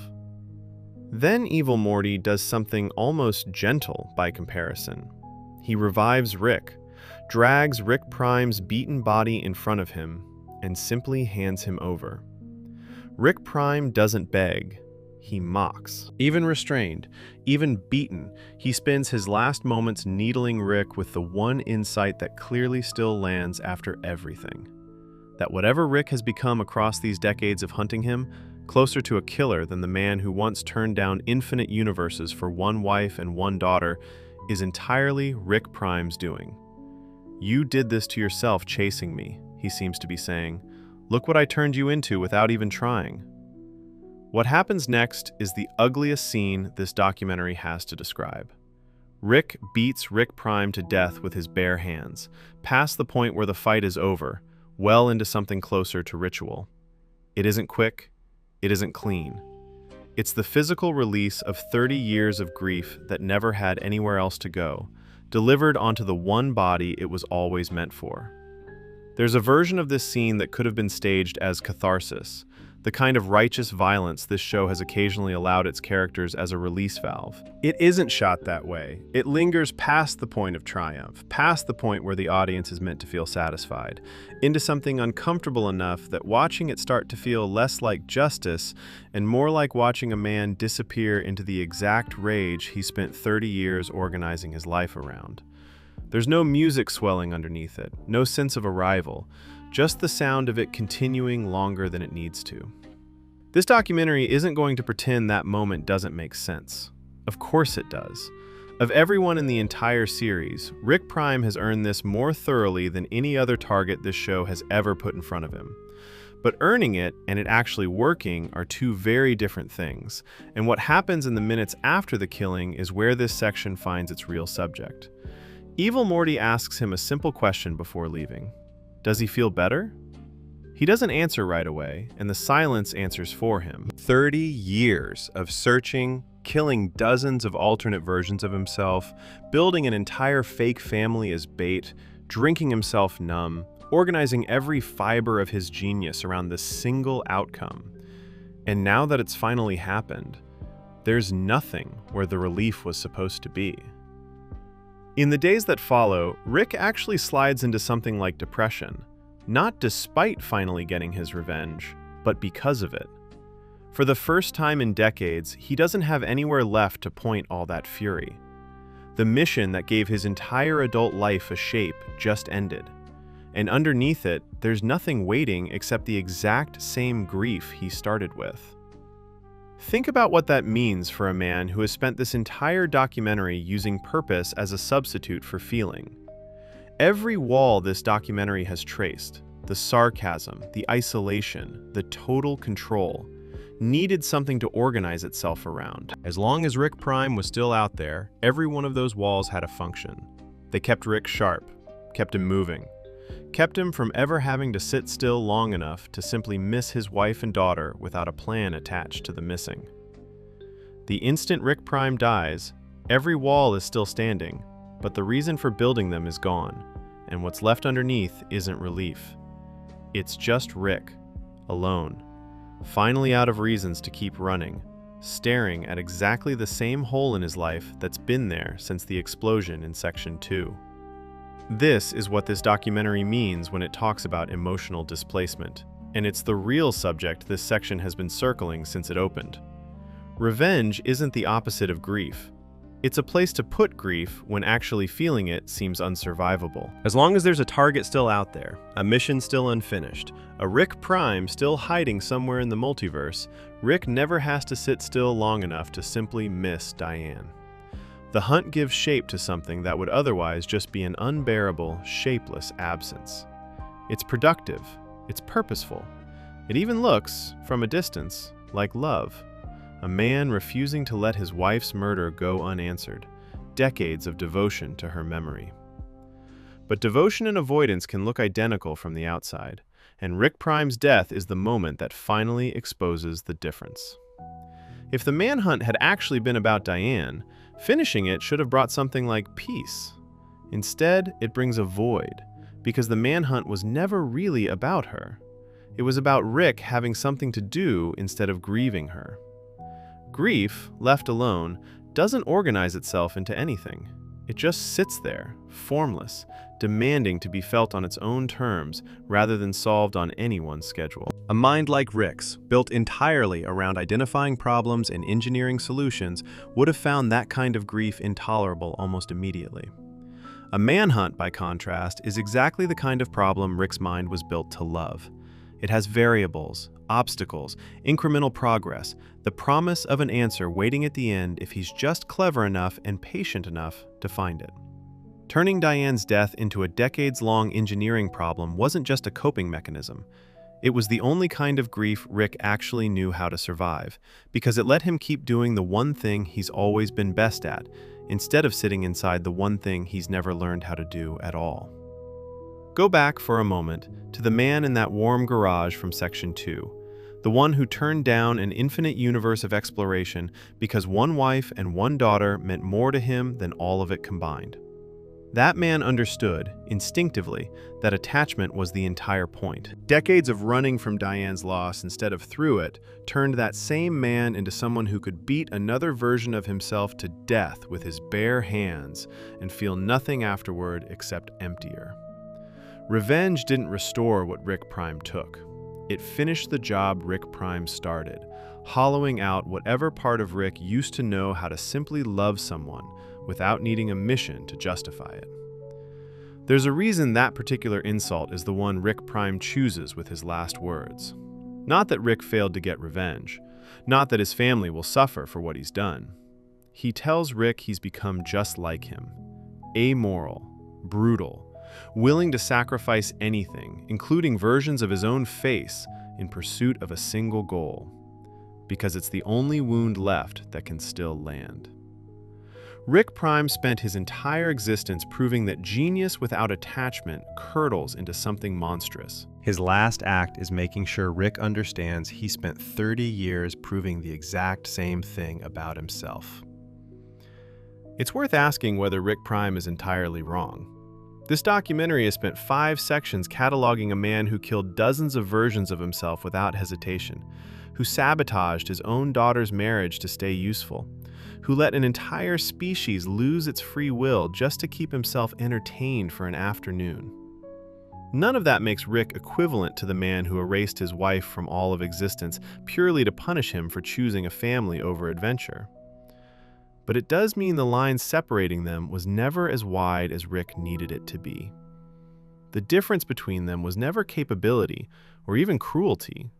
It was the fact that somewhere underneath all of it, against every instinct built to bury it, Rick never actually stopped loving the people closest to him.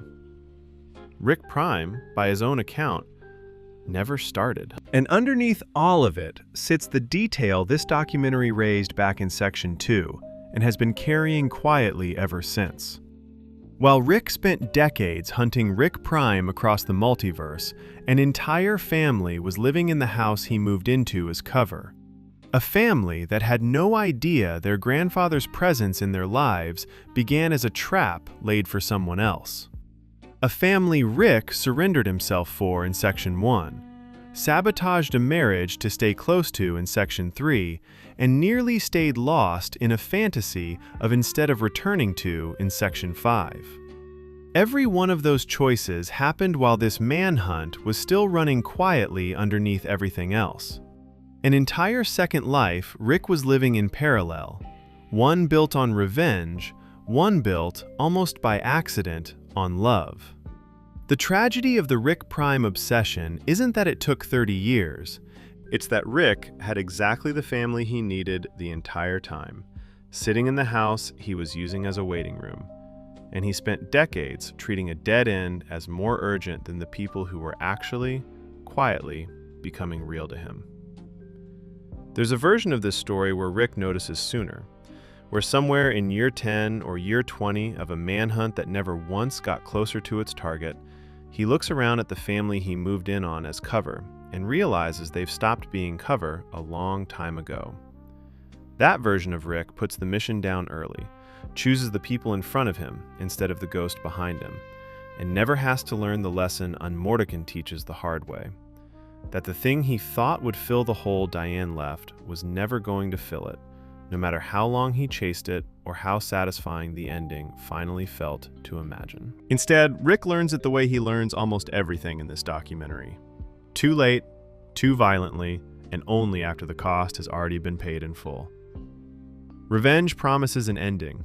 That's its entire appeal. A clean, defined finish line. A moment where the math finally balances and the debt gets paid. What Unmortican proves, in the silence after Rick Prime's death, is that grief doesn't come with a finish line at all. It doesn't end because the person responsible for it does. It just loses its excuse to keep being ignored. Which is exactly the position Rick finds himself in as this documentary approaches its final chapter. No mission left to hide behind, no enemy left to blame, no wall sturdy enough to explain away 30 years of running. Just a man, finally out of reasons, standing in the wreckage of his own revenge, forced at last to ask what he actually wants his life to be, now that the thing he thought he wanted most has already happened and changed nothing. For the first time since Diane died, Rick has no plan, no formula, no target. Only the family he spent this whole documentary learning, almost against his will, to actually love. And a choice, finally unavoidable, about whether he's capable of walking toward them without a mission to hide the walking behind. Section 7. Can Rick ever change? Morty climbs out of the fear hole for the last time, and the first thing he sees is Rick, standing exactly where he was left, having never once gone in. That detail matters more than it looks like it should. Rick had every opportunity to follow him down. He chose not to, and stood there instead, wading through however long the hole made it feel like, doing the one thing this documentary has spent 6 sections proving he almost never does. Nothing. No mission, no control, just presence, offered without a plan attached to it. Think about every other version of waiting this documentary has already covered. Rick waiting in a Federation prison cell in Section 2, using the stillness to plan his next escape, rather than simply sit with what he'd lost. Rick waiting out a hangover in Section 4, alone in a garage nobody came to check on. Waiting, for Rick, has almost always meant either scheming or disappearing into himself. This is the first time this documentary has watched him wait for someone else, patiently, with nothing to show for it except having stayed. Morty tells him what happened down there, the monsters, the decades that passed and unwound, and somewhere in the middle of it, a version of Diane. He tells Rick, plainly, not to go in himself. Whatever waits down there is too dangerous, too convincing, too much for even Rick to walk away from cleanly. There's something worth noticing in how carefully Morty delivers this warning. He doesn't frame it as protecting a secret, or as trying to spare Rick's feelings. He frames it as protecting Rick from himself, the same way Rick has spent 7 seasons protecting Morty from monsters, cliffs, and the occasional collapsing dimension. For once, the direction of protection runs the other way. The kid who spent Section 5 imagining in his own subconscious exactly how badly his grandfather might crumble given the chance, is the same kid now standing in front of him trying to make sure it doesn't actually happen. And Rick, for a moment, seems to agree. He tells Morty he'll take the advice. Then he turns and starts walking back toward the hole anyway. Notice how familiar that exact shape of behavior is by this point in the documentary. Say the responsible thing out loud, then quietly do the opposite the second nobody's watching closely enough to stop you. It's the same instinct that let Rick tell Daniel a sanitized version of his own trauma in Section 3. The same instinct that let him build an entire secret manhunt underneath a family he was supposedly just protecting in Section 2. Even here, at the very end, with everything this documentary has learned about him fully in view, his first move is still the old one. Say what people need to hear. Do what you were always going to do anyway. This is the moment this entire documentary has been building toward without saying so. 6 sections of walls, revenge, sarcasm, and quiet devastation. And here is Rick Sanchez, alone, given the exact chance Morty's own imagination already predicted he'd take. A fabricated Diane waiting for him, no consequences, no one left to stop him. Just one small step forward into a fantasy built entirely out of everything he's spent 30 years refusing to let himself want out loud. He doesn't jump. Instead, Rick takes out a photo of Morty, the same kind of photo, this documentary has to assume, that gets pinned up on the Hole's Wall of Fame for everyone who faces their fear and survives it. And he hangs it there himself, since Morty was too worn down by the experience to bother. Not his own photo, Morty's. Sit with the size of that gesture, because it's easy to miss how much is actually happening in it. Rick had a fabricated version of the one thing he spent this entire documentary proving he still wants more than anything else in the universe. One step away. Private, consequence-free, precisely engineered to be irresistible to a man built the way this documentary has spent 6 sections describing him. And instead of taking it, he spends the moment honoring someone else's victory instead of chasing his own oldest wound. There's a version of this scene that plays as a simple redirection. Rick distracting himself from temptation with a small errand, the same way Section 3 watched him distract Daniel's interrogation with a joke about dipping sauce. But the object he chooses matters. He doesn't reach for a drink. He doesn't crack a joke to diffuse the moment. He picks the one gesture available to him that has nothing to do with his own pain and everything to do with somebody else's growth. Of everything this documentary has watched Rick do to avoid sitting inside his own vulnerability, this is the first one that costs him nothing and gives something back to someone else instead of simply deflecting the feeling into a wall. Picture the wall itself for a moment. This Hole's version of a trophy case, presumably lined with dozens of photographs of strangers who conquered whatever fear brought them down there. Rick's own face is nowhere on it.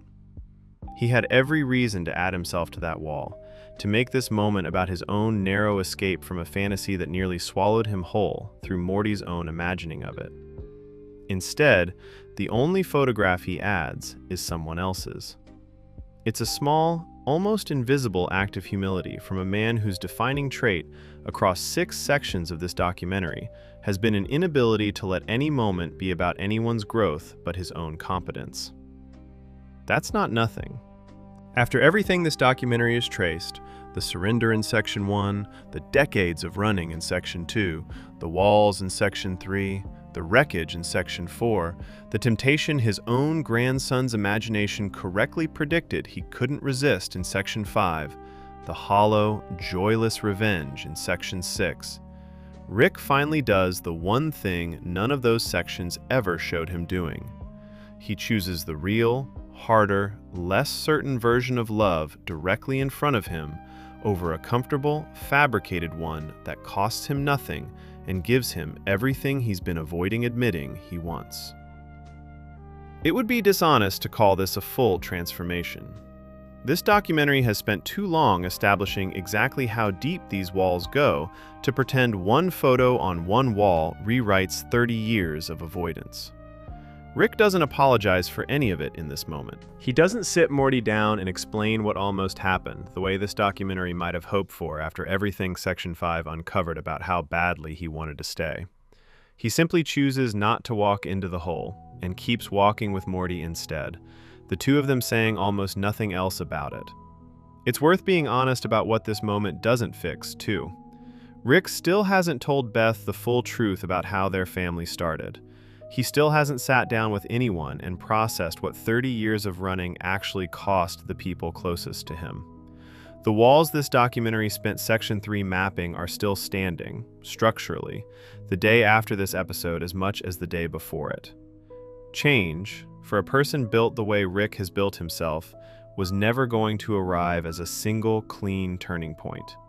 It arrives, if it arrives at all, exactly the way this moment does. Small, quiet, easy to miss if you're waiting for a speech instead of an action. There is one piece of harder evidence worth setting beside the photo on the wall, though. Dr. Wong, the therapist who tore through Rick's defenses so precisely back in Pickle Rick, eventually becomes the Smith family's regular therapist. And somewhere in the seasons between that first mocking exit and the events of Fear No Mort, Rick starts attending sessions himself, on his own, years after he and Beth walked out together making jokes about the whole practice.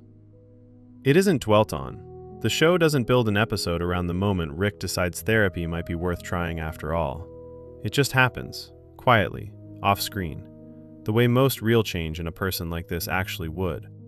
Not as a dramatic reversal, but as a decision made without an audience, sustained without anyone needing to comment on how unlike him it is. But this documentary has learned, across 6 sections, that this is exactly the language Rick actually speaks in. Not confession, not group therapy, however badly Dr. Wong might want otherwise. Action, quiet and specific, offered without commentary, the same way he communicated everything that ever mattered in Section 1's surrender and Section 3's sacrifice.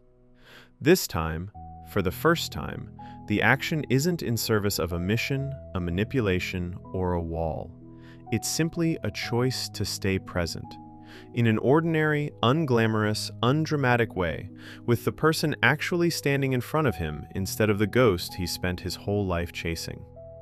The rest of this final season carries smaller versions of the same shift, scattered across other relationships this documentary has already spent time with. Beth, introduced to a version of herself from another dimension, Space Beth, a Beth who left this family behind years ago to live a life of adventure much closer to Rick's own, spends much of the show's later seasons working through what it means to exist alongside someone who made every choice she didn't, without either version needing to destroy the other to justify her own life.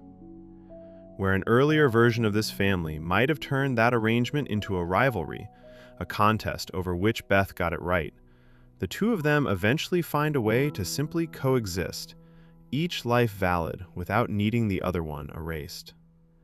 It's the same lesson Rick is learning in Fear No Mort, played out one generation down. You don't have to erase an alternate version of your life or your family to make peace with the one you actually have. There's something quietly hopeful in watching Beth manage this better than her father ever did with Diane.